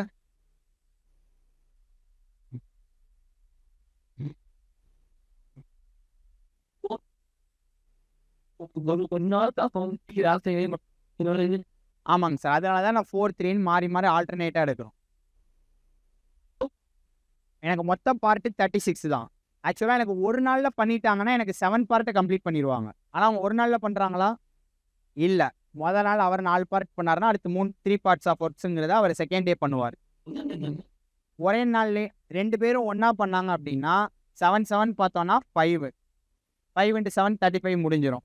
ஸோ 5th டேயில் பார்த்தோம் அப்படின்னா 5 1/7 டேஸில் கம்ப்ளீட் பண்ணிடுவாங்க. 2 பேர் ஒன்றா ஒர்க் பண்ணாங்கன்னா 5 1/5 டேஸில் கம்ப்ளீட் பண்ணிடுவாங்க. 5 1/7 டேஸில் கம்ப்ளீட் பண்ணிடுவாங்க. இங்கே எப்படி சொல்கிறாங்க, ஆல்டர்னேட் டேஸில் கொடுக்குறாங்க. ஒரு நாள் மாறி மாறி ஒர்க் பண்ணுறாங்க. புரியுதில்ல எப்படி சால்வ் பண்ணுறோன்ட்டு? ஆக்சுவலாக டேரெக்டாக சால்வ் பண்ணோம் அப்படின்னா ஒரு பேர் எடுத்துக்கிறணும் நம்ம. ஸோ ஒரு பேர் அப்படிங்கிறது என்ன, ஏயும் பியும் ஃபஸ்ட்டு டேயும் செகண்ட் டேயும் ஒர்க் பண்ணுறதுக்குரியது. ஸோ அப்போ அது என்ன அப்படின்னா 2/36. 2/36 எனக்கு ஒரு நாளில் ஒர்க் பண்ணாங்கன்னா ஒரு நாள் ஒர்க் பண்ணுறதுக்கு எனக்கு 1/36. ஸோ ஏக்கும் பிக்கும் நீங்கள் ஃபஸ்ட்டு பர் டே ஒர்க் கண்டுபிடிக்கணும். பர் டே ஒர்க்கு கண்டுபிடிச்சிங்க அப்படின்னா மல்டிப்ளைடு பை 2. அது 2 டேஸுங்கிறது எப்படின்னா 1 பேர் ஏயும் பியும் சேர்ந்து ஒர்க் பண்ணக்கூடியது. ஸோ அதுமாதிரி எத்தனை பேர் வந்து எடுத்து அவங்க அதை கம்ப்ளீட் பண்ணுவாங்க. ஆக்சுவலாக அது என்ன வரும் உங்களுக்கு, 7/36 அப்படிங்கிறது என்ன அப்படின்னா அவங்க 2 டேஸ் ஏ ஒரு நாள் ஒர்க் பண்ணி பி ஒரு நாள் ஒர்க் பண்ணுறதா 7/36. ஸோ அந்த மாதிரி அவங்க 5 பேராக ஒர்க் பண்ணுறாங்கன்னா 10 டேஸ் ஒர்க் பண்ணுறாங்க. ஆமாம் தானே, 5 பேராக ஒர்க் பண்ணுறாங்கன்னா 35/36ங்கிறது எனக்கு கம்ப்ளீட் ஆயிரும். 35/36 ஒர்க்கு கம்ப்ளீட் ஆயிரும். எனக்கு ரிமைனிங் 1/36 அப்படிங்கிறது இருக்கும். ரிமைனிங் ஒர்க் எனக்கு என்ன இருக்கும் அப்படின்னா 1/36 இருக்கும். ஸோ அந்த 1/36 ஆஃப் ஒர்க்குங்கிறது யாரோட டேர்னு? ஏயோட டேர்ன். அப்போ 1/36 ஒர்க்கு 1/36 ஒர்க்கு ஆக்சுவலாக அவர் ஒரு ஃபுல் ஒர்க்கை எத்தனை நாளில் முடிப்பார்? 9 டேஸில் முடிப்பார். ஸோ எனக்கு ஒரு ஒர்க்கை 9 டேஸில் முடிக்காரு அப்படின்னா 1/36 ஒர்க்கை எத்தனை நாளில் முடிப்பார்? அப்போ 1/36 இன்டூ 9 கேன்சல் பண்ணேன்னா எனக்கு 1/4 டேஸில் முடிப்பார். அந்த டேர்னுக்கு 1/4 எனக்கு அதுக்கு 10 டேஸ். அப்போ 10 1/4 டேஸில் முடிப்பாருன்னு ஸ்டெப் பை ஸ்டெப்பாக சால்வ் பண்ணுவோம். ஸோ அப்படியே சால்வ் பண்ணிக்கலாம். ஸோ இந்த மாதிரியும் சால்வ் பண்ணிக்கலாம்.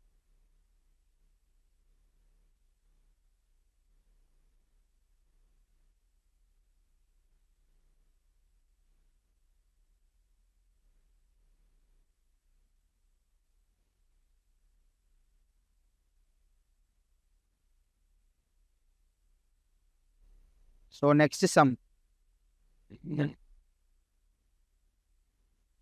எதுங்க சார்?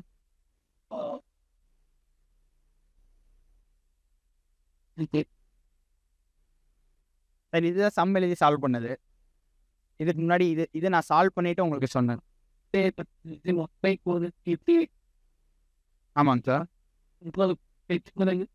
ஸோ 10ங்கிறது நான் கால்குலேட் பண்ணியிருக்கேன். 5 பேர் ஆஃப் ஒர்க்குங்கிறது தான் இங்கே 35/36 தான் எனக்கு கம்ப்ளீட் பண்ணியிருக்காங்க. எனக்கு ரிமைனிங் ஒர்க்காக இருக்கக்கூடியதான் 1/36. இது அவங்க புரிஞ்சுக்கணுங்கிறக்காக இதுமாதிரி ஸ்டெப் பை ஸ்டெப்பாக நம்ம சால்வ் பண்ணுவோம். ஸோ நீங்கள் இந்த மாதிரி ஞாபகம் வச்சுக்கோங்க. ஆனால் இதில் கடைசியாக எனக்கு ஃபுல் ஒர்க்கும் அந்த பார்ட் கம்ப்ளீட் ஆயிடுச்சுன்னா எனக்கு பிரச்சனை இல்லை. இங்கே எனக்கு லாஸ்ட்டும் 4 எனக்கு இங்கே 36க்கு பதிலாக எனக்கு 39 இருந்தது அப்படின்னா எனக்கு ஃபுல்லாக கம்ப்ளீட் ஆகும். 5 × 7 35 எனக்கு ரிமைனிங் 4 இருக்குது. எனக்கு அங்கே 39 இருந்தால் லாஸ்ட்டாக ஏ முடிச்சிருவார். 11 நாள் ஒர்க் பண்ணுவாங்க. எனக்கு அங்கே 36 இருக்குது. எனக்கு ரிமைனிங் 1 பார்ட் ஆஃப் ஒர்க்கு தான் இருக்குது. அந்த ஒரு பார்ட் ஒர்க்கு அவர் ஒரு நாள் பண்ணுவார். ஆக்சுவலாக ஒரு நாள் அவர் 4 பார்ட் பண்ணுவார். அப்போ ஒரு பார்ட்னா 1/4. 1/4 டேஸ் அவர் கம்ப்ளீட் பண்ணிடுவார். அந்த ஃப்ராக்ஷன் மட்டும் நமக்கு கடைசியாக வருதுன்னா அது கரெக்டாக எழுதணும். Okay, next sum. Okay, next 2D 3D start பண்ணிடலாம். இது இன்னும் ஒரே ஒரு கான்செப்ட் இருக்குது. அதை நான் உங்களுக்கு நாளைக்கு சொல்கிறேன். அந்த ஈக்குவேஷன் பேசிஸில் ஒரு சம் சால்வ் பண்ணுவோம். 2 men 3 women can do a piece of work in 10 days அந்த கான்செப்டில் சால்வ் பண்ணுவோம். அந்த சம்மு மட்டும் நான் உங்களுக்கு சொல்கிறேன். ஸோ பெரும்பாலும் இந்த கான்செப்டில் சம்ஸ் நமக்கு அதிகமாக இருக்கும். ஸோ அது கொஞ்சம் அடுத்த லெவலில் இருக்கும். சம்மு ஈஸி தான். ஈக்குவேஷன் பேசிஸில் ஃப்ரேம் பண்ணி சால்வ் பண்ணுற மாதிரி இருக்கும். நம்ம 2D 3D ஸ்டார்ட் பண்ணிடலாம்.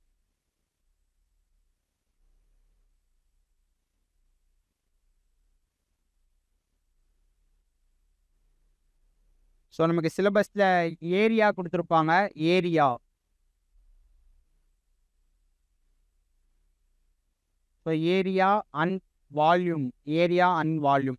ஸோ 2D 3Dயை பொறுத்தவரை ஃபஸ்ட்டு நமக்கு என்ன தெளிவாக தெரியணும் அப்படின்னா என்ன தெரியணும்? ஃபார்முலாஸ். ஸோ ஃபார்முலாஸ் தெரிஞ்சால் மட்டும்தான் சம்மை சால்வ் பண்ண முடியும். கொடுத்துருக்க சம்மை கரெக்டாக நமக்கு புரிஞ்சுக்கிறவும் தெரியணும்.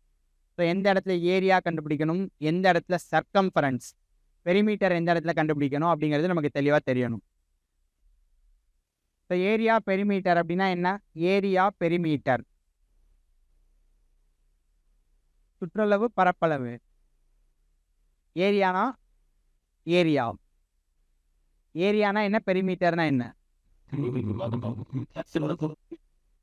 எஸ். ஸோ ஸ்ட்ரக்சரோட பவுண்ட்ரி. ஸோ இப்போ எக்ஸாம்பிளுக்கு ஸோ சர்க்கிள் ஷேப்பில் வந்து ஒரு கார்டன் இருக்குன்னு எடுத்துக்கிறோம். ஸோ அதை சுற்றி வேலி போடுறாங்க. அப்படின்னா அது ஏரியாவா சர்க்கம்ஃபரன்ஸா? சுற்றி அதுக்கு வேலி போடுறாங்கன்னா அதுக்கு நமக்கு என்ன தெரியணும்?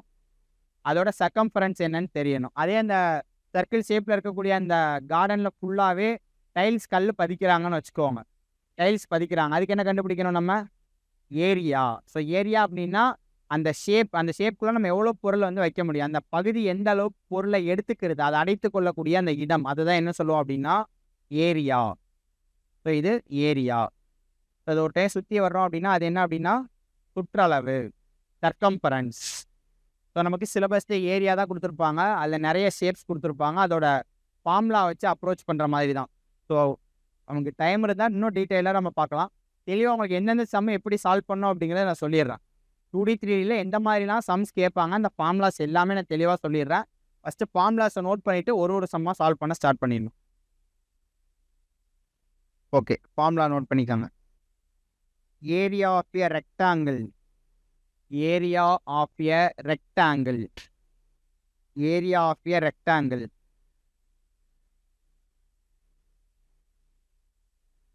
So area of a rectangle என்ன? Length into length into breadth, L into B.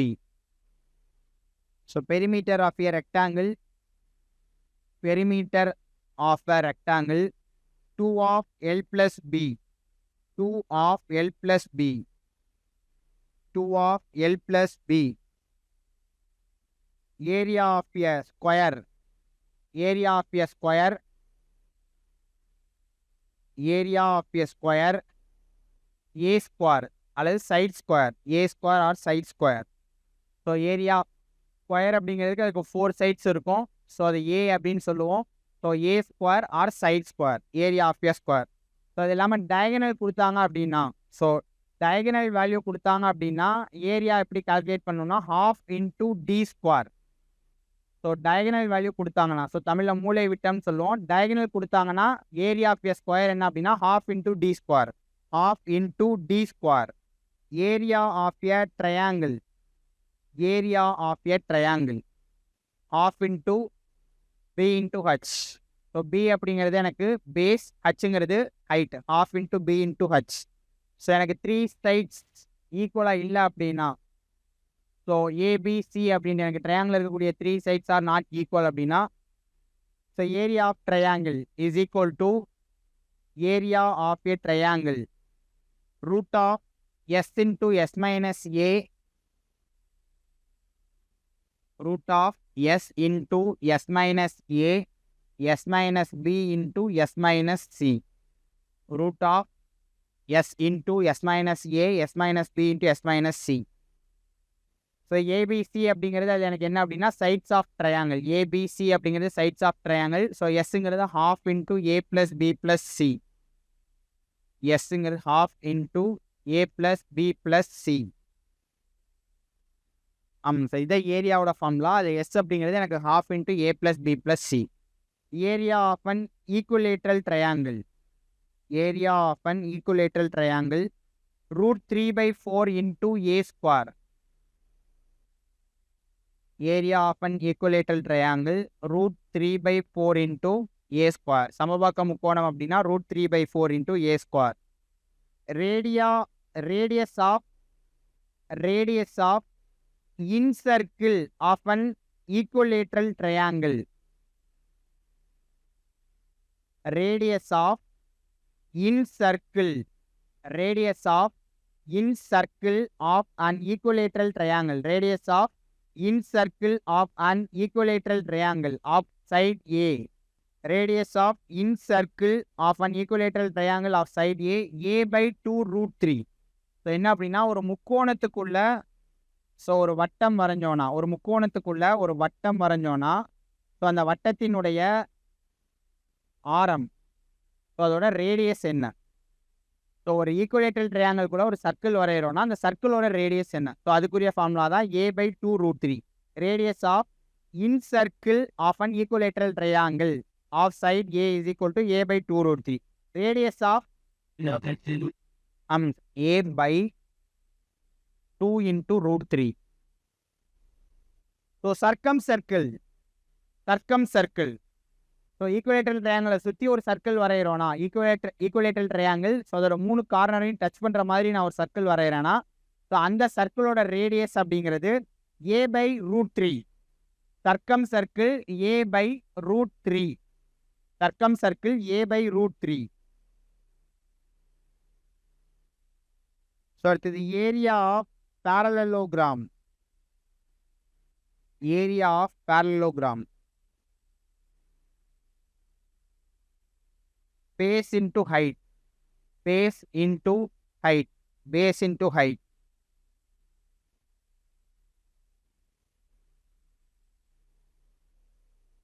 Area of a rhombus, area of a rhombus,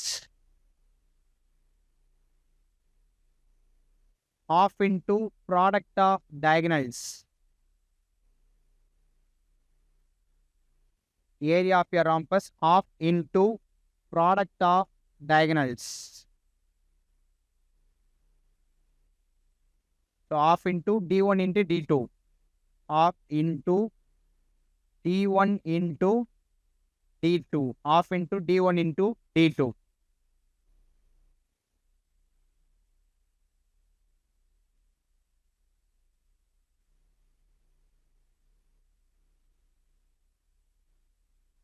Area of trapezium. Area of trapezium. Area of trapezium. A plus b by 2. Area of trapezium. A plus b by 2 into h. A plus b by 2 into h. Half into sum of parallel sides into distance between them. So அதான் a plus b by 2 into h. So ஒன்றா நான் சம்மு பார்க்கும்போது உங்களுக்கு அந்த ஷேப்பாக இல்லை எது வந்து சைட்ஸு எது ஹைட் அப்படிங்கிறத நான் உங்களுக்கு சொல்கிறேன். Area of a circle. Area of a circle. Area of a circle என்ன? Pi R square. சொல்கிறீங்க sir. Area of a circle pi R square. So அதில் ஆர் அப்படிங்கிறது என்ன? Radius. Area of a circle pi R square, ஆருங்கிறது எனக்கு radius. Circumference of a circle. Circumference of a circle 2 pi r. Circumference of a circle 2 pi r. Area of semicircle pi r square by 2. Area of semicircle pi r square by 2. Area of semicircle pi r square by 2. Circumference of semicircle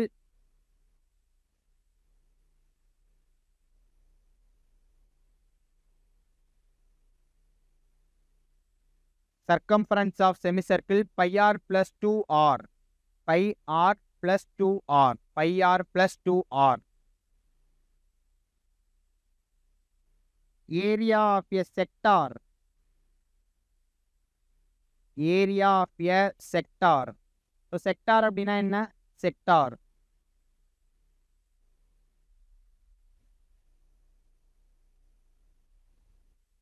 செக்டார்னா என்ன?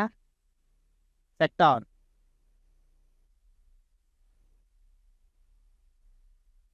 Section அப்படின்னா என்ன? செக்ஷனா பாதியா? Yes, parts. So அந்த central angle 360 டிகிரியை base பண்ணி so அந்த வட்டத்தில் வெட்டி எடுக்கக்கூடிய அந்த பகுதிகள் அதுதான் என்னன்னு சொல்லுவோம் அப்படின்னா செக்டார் அப்படின்னு சொல்லுவோம். ஸோ அந்த 360 டிகிரியை மையமாக வச்சு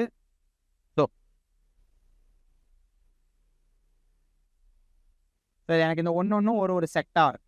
ஸோ அந்த செக்டாரோட ஏரியா கண்டுபிடிக்கிறதுக்கான ஃபார்முலா, அந்த செக்டாரோட சர்க்கம்ஃபரன்ஸ் கண்டுபிடிக்கிறதுக்கான ஃபார்முலா. சர்க்கம்ஃபரன்ஸ்ன்னு நடத்து சொல்ல மாட்டோம், அது என்னன்னு சொல்லுவோம் அப்படின்னா ஆர்க் அப்படின்னு சொல்லுவோம். ஆர்க் தமிழ் என்ன அப்படின்னா வட்டவில். ஸோ இது என்ன அப்படின்னா ஆர்க். ஸோ சர்க்கிளாக இருந்தது அப்படின்னா அது ஃபுல்லாக சர்க்கம்ஃபரன்ஸ். ஸோ எனக்கு செக்டாரில் அது என்னன்னு சொல்லுவோம் அப்படின்னா ஆர்க்குன்னு சொல்லுவேன், வட்டவில். ஸோ அந்த செக்டாரோட ஏரியா கண்டுபிடிக்கிறதுக்கும் ஃபார்முலா நோட் பண்ணிக்காங்க. Area of a sector. Area of a sector theta by 360 into pi r square. Theta by 360. Area of a sector theta by 360 degree into pi r square. Theta by 360 degree into pi r square.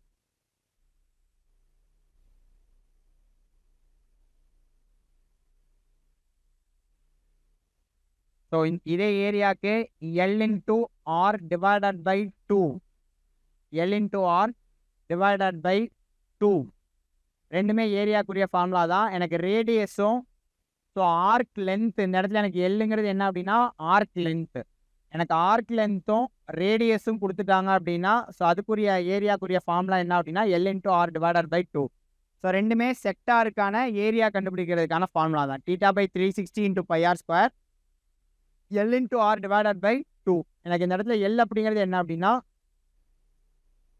Arc length. L அப்படிங்கிறது arc length. So perimeter of a so arc லென்த்துக்கு formula note பண்ணிக்கோங்க. Length of an arc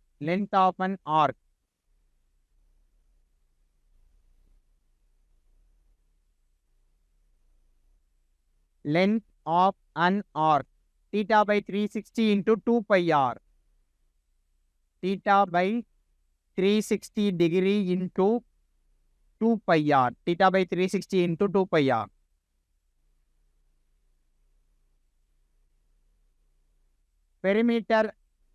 perimeter of an sector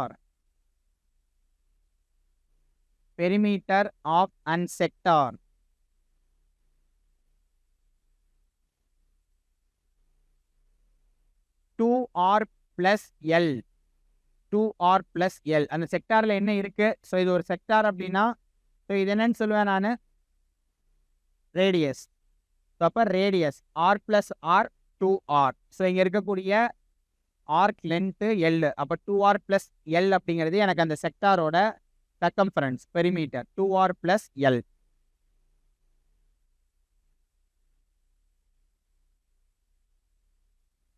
so அடுத்த volume surface area 3D குரிய formulas note பண்ணிக்கோங்க. So நீங்கள் first 2D 3Dக்கு தரோவாக எல்லா ஃபார்முலாஸையும் தெளிவாக படிச்சிருங்க. ஸோ அப்போ தான் அடுத்த சம்ஸ் நம்ம சால்வ் பண்ணுறதுக்கு கரெக்டாக இருக்கும். ஸோ அடுத்து 3D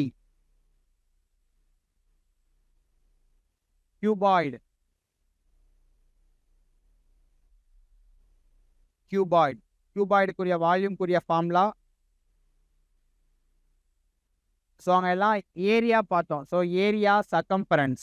ஸோ ஏரியா அப்படின்னா அதுக்குரிய யூனிட் என்ன அப்படின்னா ஸ்கொயர் யூனிட். ஏரியாவுக்கு வந்து ஸ்கொயர் யூனிட்ஸு, சர்க்கம்ஃபரன்ஸுக்கு unit. So given unit. So சம்மில் என்ன கொடுத்துருக்காங்களோ சென்டிமீட்டர், மீட்டர். ஸோ ஏரியா அப்படிங்கிறது ஸ்கொயர் யூனிட்டு. ஸோ இப்போ சென்டிமீட்டர் கொடுத்தாங்க அப்படின்னா சென்டிமீட்டர் ஸ்கொயர், மீட்டர் கொடுத்தா மீட்டர் ஸ்கொயர்னு கால்குலேட் பண்ணிவிட்டு ஆன்சர் கொடுப்போம்.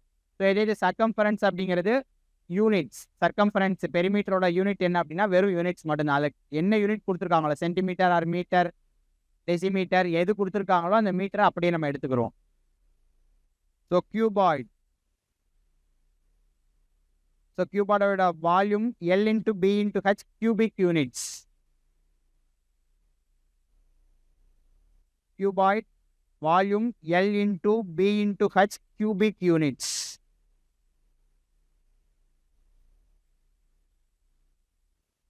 Surface area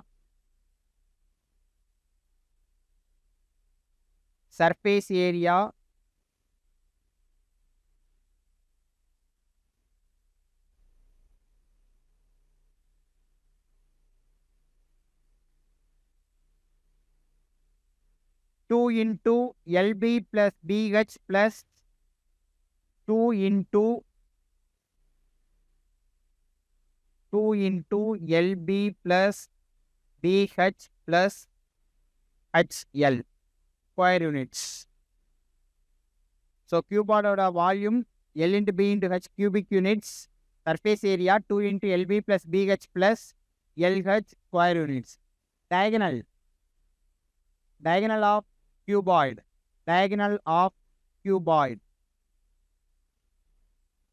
Root of L square plus B square. Root of L square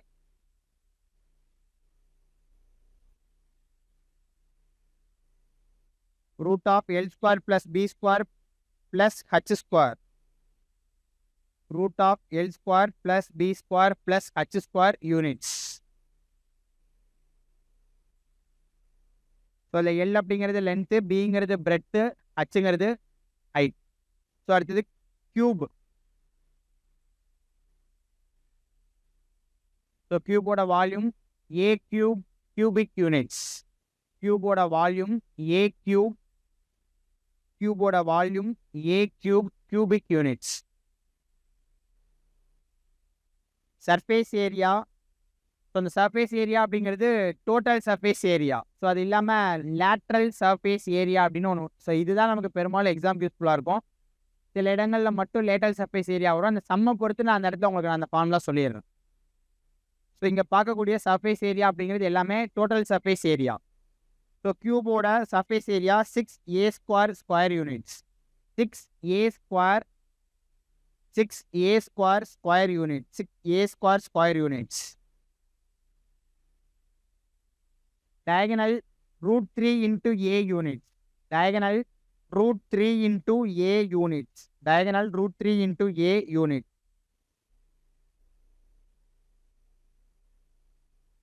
Diagonal √3 into a units.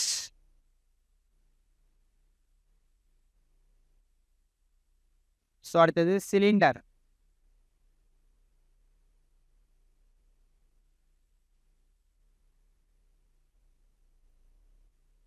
So cylinder volume pi r squared cubic units. Pi r squared h cubic units. Volume of cylinder pi r squared h cubic units.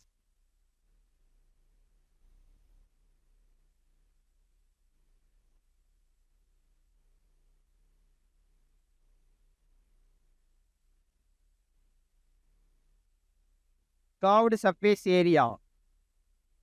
Curved surface area CSA. Curved surface area of a cylinder. Curved surface area cylinder குரிய வலைப்பரப்பு. Curved surface area 2 pi r h square units. 2 pi r h square units. 2 pi r h square units. 2 pi r h square units.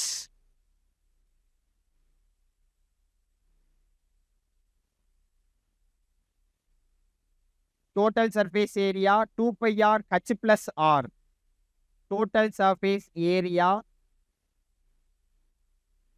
2 pi r h plus r. 2 pi r of h plus r square units. 2 pi r of h plus r square units.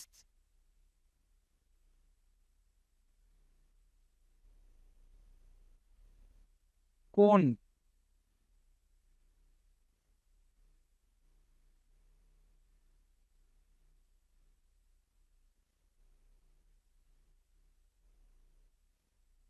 இது note பண்ணிக்கோங்க. Hollow cylinder. கோன்ல hollow cylinder note பண்ணிக்கோங்க. Hollow cylinder.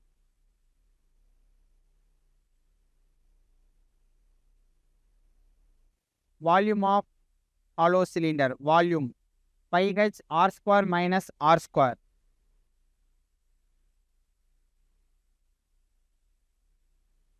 Volume of hollow cylinder pi h r square minus r square cubic units. Pi h r square minus r square cubic unit. Hollow cylinder அப்படின்னா என்ன?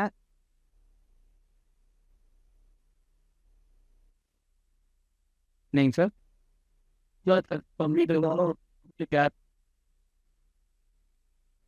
Okay. ரெண்டு radius இருக்கும். So ஒரு சிலிண்டருக்குள்ள இன்னொரு cylinder இருக்கிற மாதிரி இருக்கும். ஸோ அதில் ரெண்டு ரேடியஸ் வரும். அது வெளியில் இருக்கக்கூடிய ரேடியஸ் நம்ம பார்த்தோம் அப்படின்னா capital R.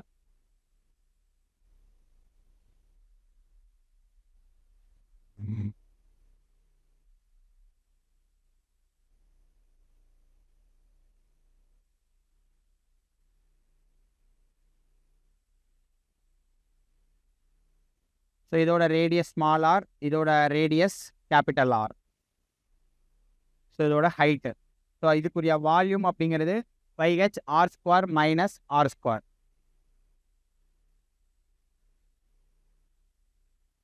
So curved surface area. Curved surface area 2 pi h of r plus r. Curved surface area 2 pi h of r plus r square units. 2 pi h of r plus r square units.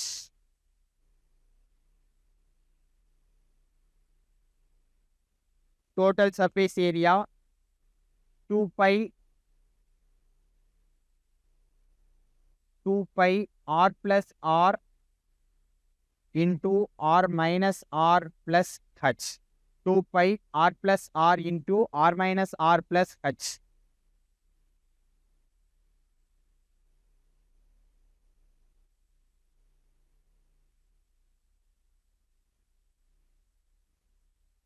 So அடுத்தது cone.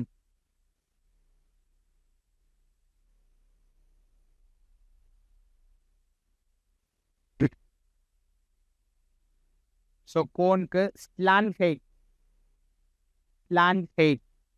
So சாய் உயரம் அப்படின்னு சொல்லுவோம். So இப்போ cone அப்படின்னா, so இதுக்கு இது ஹைட்டுன்னு சொல்லுவோம். ஸோ கோன் அப்படின்னா, ஸோ இந்த ஹைட் என்னன்னு சொல்லுவோம் அப்படின்னா ஸ்லாண்ட் ஹைட், சாய் உயரம். ஸோ இதை தான் என்னன்னு சொல்லுவோம்னா எல் அப்படின்னு சொல்லுவோம். Slant height L. ஸோ அது கால்குலேட் பண்ணுறதுக்கு என்ன ஃபார்ம்னா L is equal to slant height L is equal to root of h square plus r square units. L is equal to root of h square plus r square units. h square plus r square units. So அடுத்தது volume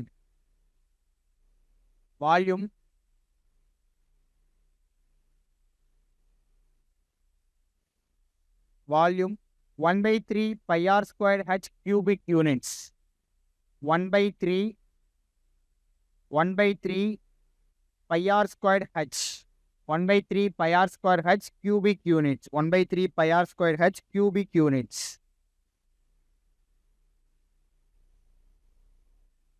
Curved surface area.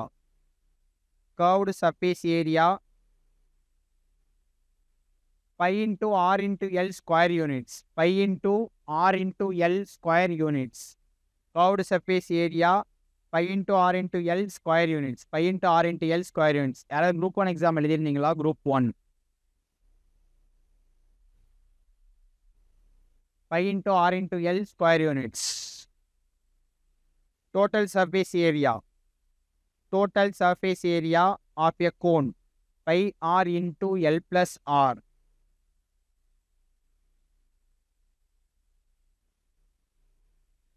Pi r into L plus r. Pi r into L plus r square units.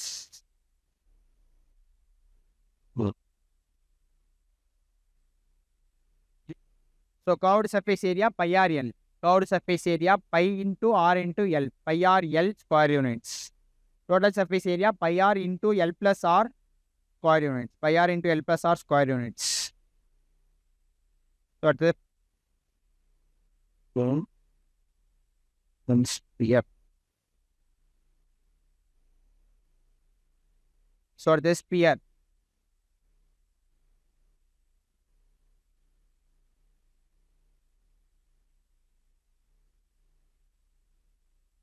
So volume of a sphere 4/3 pi r cube 4/3 pi r cube cubic units. 4/3 pi r cube cubic unit.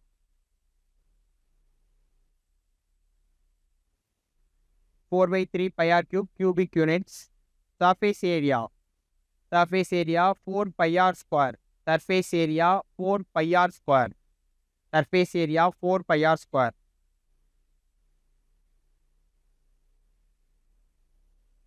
So அடுத்தது hollow sphere.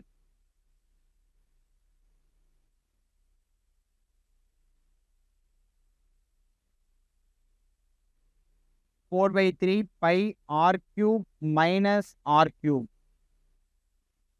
Hollow sphere oda volume 4/3 pi r cube minus r cube.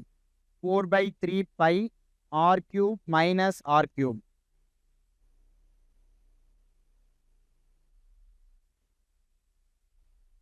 So at the hemisphere.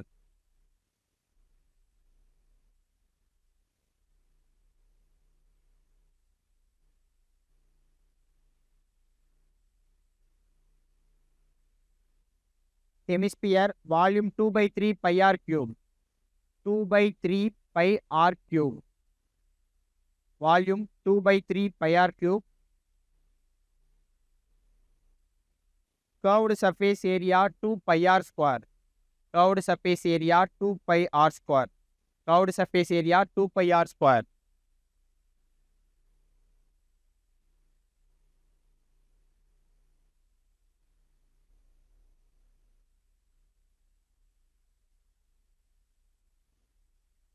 Total surface area 3 pi r square. Total surface area 3 pi r square.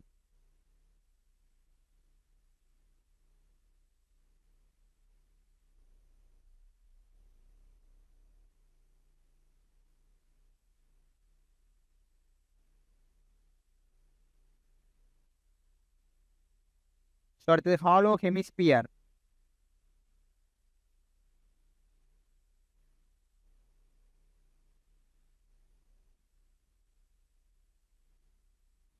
hollow hemisphere. So volume 2/3 pi r cube minus r cube. Hollow hemisphere 2/3 pi r cube minus r cube. R cube minus r cube. Capital R cube minus r cube. So volume வரக்கூடிய இடத்துல எல்லாமே so radius so capital R small R இருந்தது அப்படின்னா வால்யூமில் எல்லா இடத்துலையுமே minus இருக்கும். So surface area calculate பண்ணும்போது மட்டும் சில இடங்களில் ப்ளஸ் பண்ணும். அந்த ஃபார்முலா நான் உங்களுக்கு சம்மு பார்க்கும்போது ஒரு ஃபார்முலாவை எப்படி ஞாபகம் வைக்கணும்னு சொல்கிறேன். ஃபஸ்ட்டு இன்றைக்கி நீங்கள் படிச்சுட்டு வாங்க. சம்ஸ் பார்க்கும் போதே ஒரு ஷேப்ஸ்க்கும் ஃபார்முலா எப்படி ஞாபகம் வைக்கணும் அந்த ஷேப்ஸை வச்சே நான் உங்களுக்கு சொல்லிடுறேன். 2/3 pi r cube minus r cube. Total surface area. Total surface area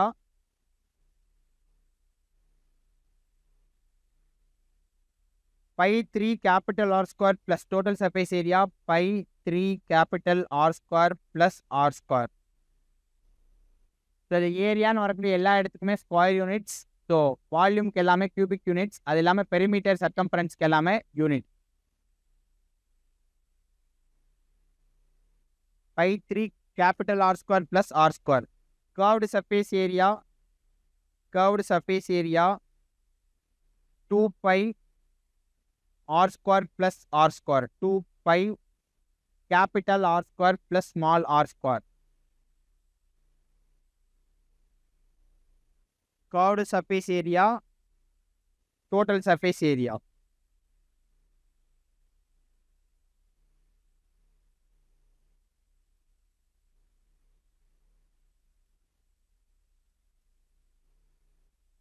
so அடுத்தது ஃப்ரெஸ்டம்.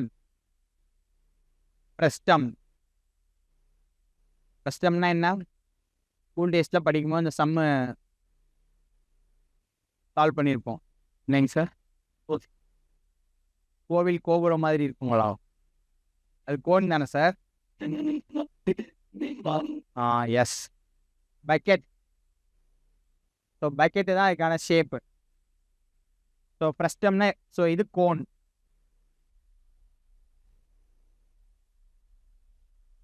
ஸோ இது கோன். ஸோ இது ஸோ ஃபுல்லாக கம்ப்ளீட் ஆகாமல் ஸோ இந்த ஷேப் மட்டும் எனக்கு இருந்தது அப்படின்னா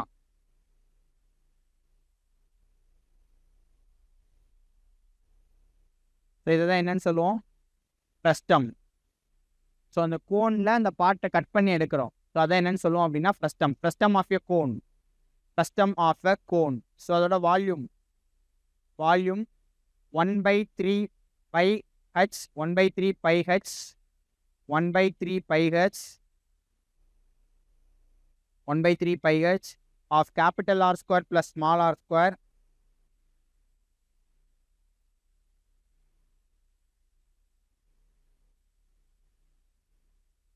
capital R square plus small r square plus capital R into small r.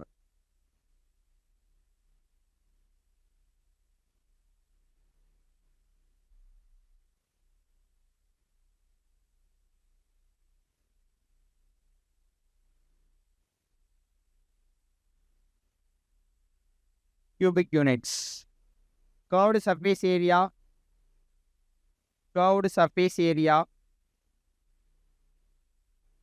pi into r plus r into L.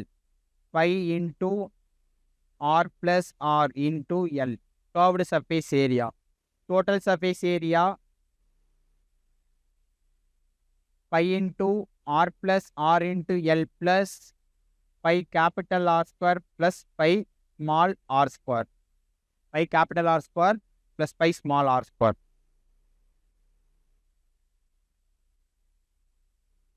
Okay. Next sum note பண்ணிக்காங்க.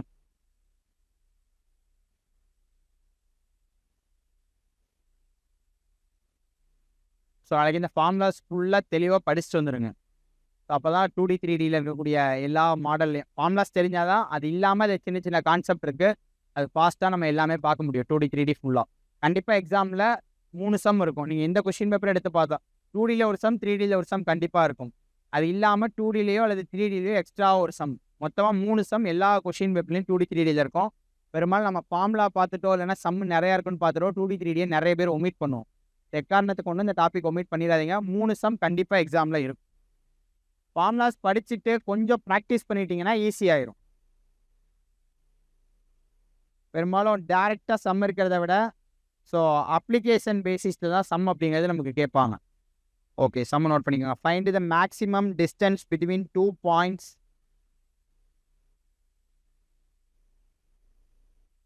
Find the maximum distance between 2 points. Find the maximum distance between 2 points on the perimeter of a rectangular garden. Find the maximum distance between the 2 points on the perimeter of a rectangular garden. On the perimeter of a rectangular garden whose length and breadth are 100 meter and 50 meter. So length 100 meter, breadth 50 meter, whose length and breadth are 100 meter and 50 meter.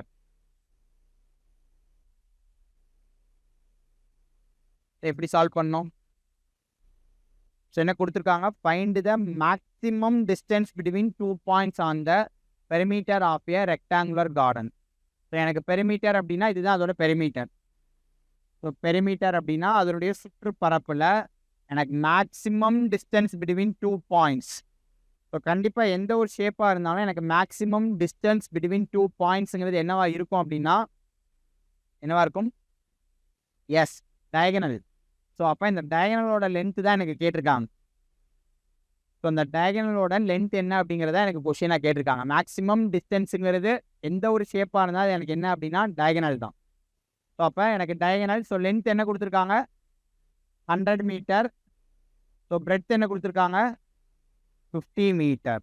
Length 100 metre, breadth 50 metre. So இதுக்கு formula என்னென்னா √L² + B².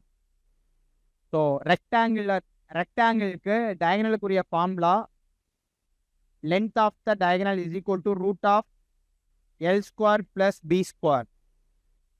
So டயகனலுக்குரிய formula length of the diagonal √L² + B². √L² + B². So டயகனல்னால் அது எனக்கு units தான், metre. So அப்போ calculate பண்ணி என்ன வேல்யூ வருதுன்னு சொல்லுங்கள். ஸோ எல்லுங்கிறது எனக்கு 100 ஸோ பிங்கிறது 50². 100² + 50². So metre. என்னங்க சார்? ஸோ 100² + 50². ஸோ நான் வேல்யூ எடுத்தேன்னா எனக்கு என்ன வரும்? 100² + 50².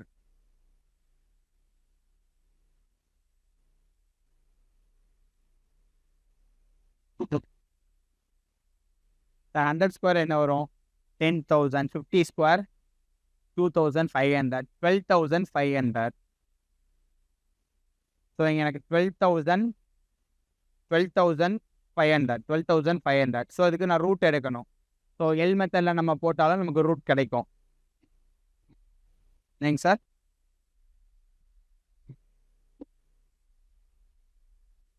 ஸோ ரூட் எடுங்க. ரூட் எடுத்து என்ன வேல்யூ வருதுன்னு சொல்லுங்கள்.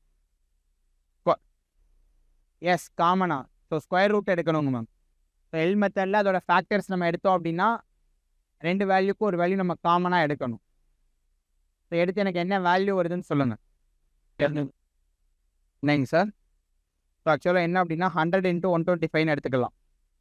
100 × 125 எடுக்கலாமா? 100 × 125 அப்படின்னா நான் 10 வேல்யூ வெளியே எடுத்துருவேன். 10 எடுத்துருவேன். எனக்கு 5 × 5 × 5 125. ஸோ அப்போ 2 வேல்யூ 5க்கு. ஸோ 5 × 5 × 5 எனக்கு 5³ வரும். ஸோ அப்போ நான் 5 மட்டும் வெளியே எடுத்துட்டேன் அப்படின்னா எனக்கு என்ன இருக்கும்?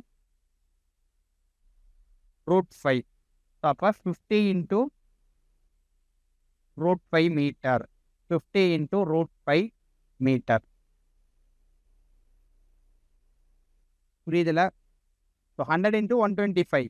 ஸோ அதான் எனக்கு 12500. 12,500. ஸோ நான் 100னா 10 × 10. 100ங்கிறது 10 × 10 அப்படின்னு பிரிப்பேன். ஸோ 125 5 இன்ட்டு 5 இன்ட்டு 5ன்னு பிரிப்பேன். எனக்கு 2 வேல்யூக்கு ஒரு வேல்யூ காமனாக ஸ்கொயர் ரூட்லேருந்து நான் எடுக்கிறேன்னா எனக்கு 10 இன்ட்டு 5 50. அப்போ ரிமைனிங் எனக்கு 5 இருக்குது. அப்போ √5. ஸோ √5க்கு சில நேரம் சம்மில் வேல்யூ கொடுத்தாங்கன்னா மல்டிப்ளை பண்ணி ஆன்சர் கொடுக்கணும். இல்லை அப்படின்னா அப்படியே டேரெக்டாக ஆன்சர் கொடுத்துடணும். ஸோ நெக்ஸ்ட் சம் நோட் பண்ணிக்கோங்க. The length of a rectangle is twice its breadth. The length of a rectangle is twice its breadth. The length of a rectangle is twice its breadth. If its length is decreased by 5 centimeter,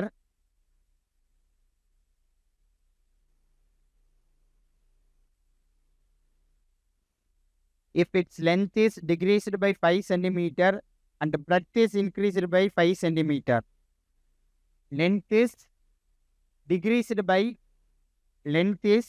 decreased by 5 centimeter, breadth is increased by 5 centimeter, the area of the rectangle is increased by 75 square centimeter. The area of the rectangle is increased by 75 square centimeter. The area of the rectangle is increased by 75 square centimeter. Find the length of the rectangle. Find the length of the rectangle. Find the length of the rectangle. புரியுதா? The length of a rectangle is twice its breadth. The length of a rectangle is twice its breadth. If its length is decreased by 5 centimeter, if its length is decreased by 5 centimeter and the breadth is increased by 5 centimeter, the area of the rectangle is increased by 75 square centimeter. Find the length of the rectangle. Find the length of the rectangle. இப்போ என்ன கொடுத்துருக்காங்க? லென்த்துக்கும் பிரெட்த்துக்கும் என்ன relation கொடுத்துருக்காங்க? The length of the rectangle is twice its breadth. So அப்போ எனக்கு bread X அப்படின்னா length என்ன? 2x. எனக்கு வேல்யூ கொடுக்கல. ஸோ அதுக்கடுத்து என்ன கொடுத்துருக்காங்க? The length of the rectangle is decreased by 5 centimeter. So எனக்கு லென்த்தை 5 சென்டிமீட்டர் கம்மி பண்ணிட்டோம், பிரெத்தை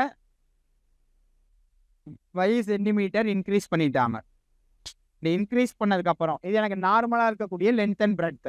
நார்மலாக எனக்கு இங்கே 2x, இங்கே எக்ஸ். ஆனால் எனக்கு 5 சென்டிமீட்டர் இங்கே கம்மி பண்ணதுக்கப்புறம் 5 சென்டிமீட்டர் இன்க்ரீஸ் பண்ணதுக்கப்புறம் எனக்கு எது இன்க்ரீஸ் ஆகுது? ஏரியா இன்க்ரீஸ் ஆகுது. அப்போ ஏரியா இன்க்ரீஸ் ஆகுதுனால கண்டிப்பாக நமக்கு தெரியும் எந்த வேல்யூ அதிகமாக இருக்குது. இந்த வேல்யூக்குரிய ஏரியா தான் அதிகமாக இருக்குது. ஆமாம் தானே? இந்த லென்த்தையும் பிரெட்டையும் நான் மல்டிப்ளை பண்ணும்போது எனக்கு என்ன கிடைக்குது? ஏரியா 75 சென்டிமீட்டர் அதிகமாக கிடைக்குது இந்த நார்மல் வேல்யூவை விட. ஸோ அப்போ எனக்கு இந்த லென்த் பிரெட்த்துக்கும் இந்த லென்த் அண்ட் பிரெட்த்துக்கும் உண்டான டிஃப்ரென்ஸ் என்ன? 75. புரியுதுல என்ன சொல்கிறேன்ட்டு?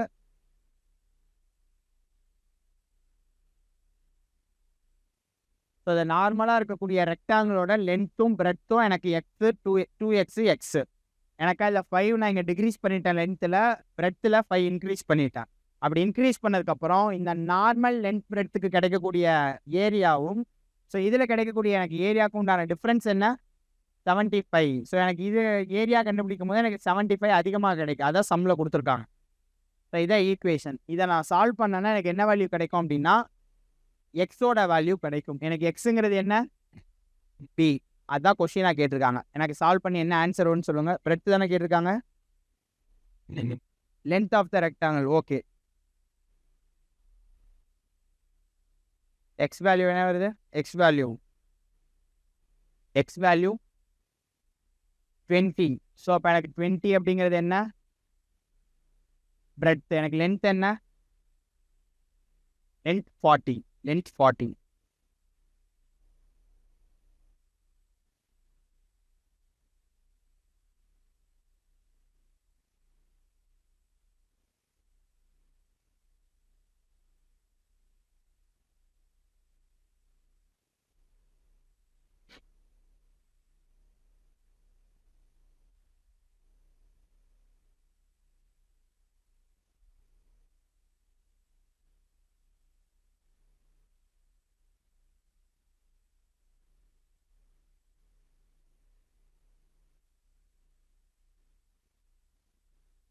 ஸோ எக்ஸோட வேல்யூ 20. எனக்கு எக்ஸ் 20 அப்படின்னா லென்த் என்ன 40.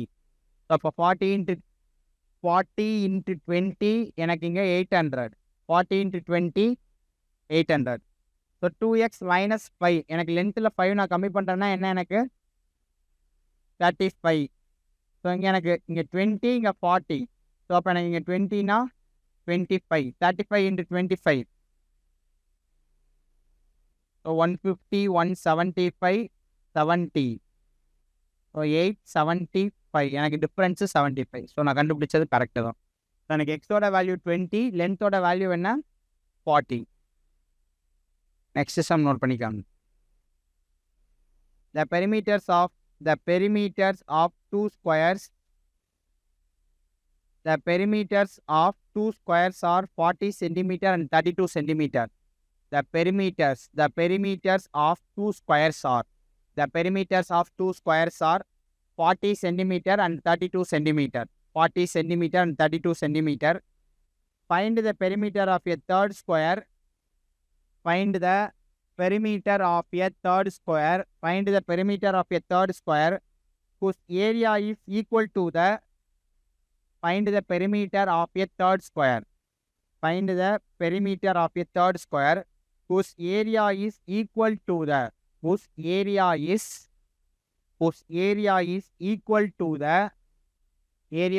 equal to the difference of the whose area is equal to the difference of the areas of the two squares. Difference of the areas of the two squares. Difference of the areas of the two square. சம்ம புரிஞ்சதா? So 2 ஸ்கொயரோட perimeter கொடுத்துட்டாங்க. So perimeter என்ன 40 and 32. 40 and 32.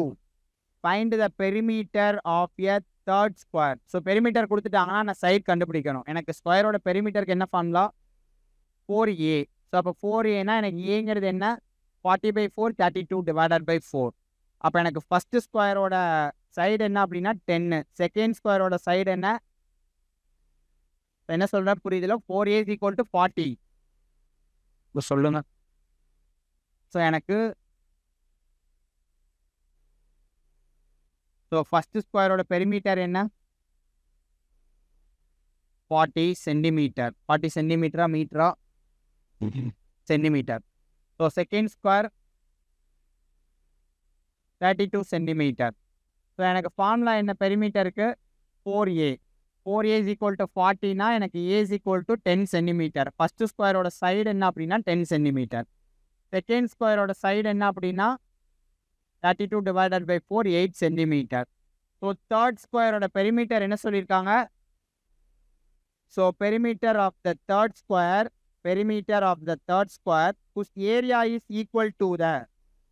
Find the perimeter of a third square whose area is equal to the difference of the areas of the two square.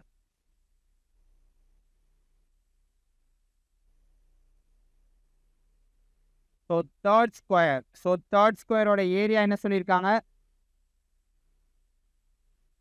difference of areas of two squares. So அப்போ எனக்கு அந்த first ஸ்கொயருக்குரிய ஏரியாங்கிறது என்ன 10 square அப்படின்னா 100. Second ஸ்கொயரோட ஏரியானா எனக்கு 64. So அப்போ 36 centimetre square அப்படிங்கிறது எனக்கு தேர்ட் ஸ்கொயரோட ஏரியா. எனக்கு 36 சென்டிமீட்டர் ஸ்கொயர் அப்படிங்கிறது தேர்ட் ஸ்கொயரோட ஏரியா. எனக்கு தேர்ட் ஸ்கொயரோட ஏரியா 36 சென்டிமீட்டர் ஸ்கொயர்னா அதோட சைடு என்ன சைடு எனக்கு ஏரியா 36 சென்டிமீட்டர் ஸ்கொயர். ஸோ அப்போ எனக்கு சைடு அப்படிங்கிறது ஏ அப்படின்னா இங்கே ஸ்கொயர்னா நான் ரூட் எடுத்தேன் அப்படின்னா எனக்கு ஏ எத்தனை சென்டிமீட்டர் 6 சென்டிமீட்டர். எனக்கு தேர்ட் ஸ்கொயரோட சைடுங்கிறது 6 சென்டிமீட்டர். அப்போ பெரிமீட்டர் என்ன 4 into 6 24 centimetre. 4 into 6 24 centimetre. So first 2 ஸ்கொயர்ஸ்க்கு எனக்கு பெரிமீட்டர் கொடுத்துருக்காங்க. அதுலேருந்து நான் சைட்ஸ் கண்டுபிடிச்சிட்டேன். ஏன் சைட்ஸ் கண்டுபிடிச்சிருக்கேன் எனக்கு தேர்ட் ஸ்கொயரோட area is equal to the difference of the 2 squares. Difference of the areas of the 2 square. அந்த மேலே இருக்கக்கூடிய 2 சதுரத்தோட ஏரியாவோட டிஃப்ரென்ஸ் தான் எனக்கு தேர்ட் ஸ்கொயரோட ஏரியான்னு சொல்லியிருக்காங்க. அப்போ அந்த ரெண்டுக்கும் ஏரியா எடுத்து நான் டிஃப்ரென்ஸ் எடுத்திருக்கேன். எனக்கு ஏ வந்து 36 கிடச்சிருச்சு. எனக்கு இது தேர்ட் ஸ்கொயரோட ஏ கிடச்சிருச்சு. அப்போ நான் அதுலேருந்து பெரிமீட்டர்னா எனக்கு 4A. பெரிமீட்டர்னா 4A. ஸோ நீங்கள் நோட் பண்ணியிருக்கக்கூடிய ஃபார்முலாஸ் எல்லாம் தெளிவாக படிச்சுட்டு வந்தீங்க அப்படின்னா, ஸோ இன்னும் நம்ம அடுத்தடுத்து நிறைய சம்ஸு ஃபஸ்ட்டு இந்த 2D 3Dயை பொறுத்தளவில் ஸோ நாளைக்கெல்லாம் ஃபுல்லாக ஸ்கூல் புக்ஸில் இருக்கக்கூடிய சம்ஸை பார்த்துடலாம். 9th 10th ஸ்கூல் புக்ஸில் அந்த பின்னாடி எக்ஸசைஸ் சம்ஸு எக்ஸாம்பிள் சம்ஸ் கொடுத்துருப்பாங்க. அதுலேருந்து தான் சம்ஸ் ரிப்பீட்டடாக அந்த 2D 3Dயில் கேட்பாங்க. அதுலேயே நிறைய சம்ஸ் இருக்குது. அந்த கான்செப்டில் நல்லா புரிஞ்சிட்டாலே எந்த சம்மு கேட்டாலும் 2D 3Dயில் சால்வ் பண்ணிடணும். ஸோ ஃபஸ்ட்டு அதுக்கு நீங்கள் என்ன பண்ணணும், ஃபார்முலாஸ் ஃபுல்லாக தெளிவாக படிச்சிருங்க.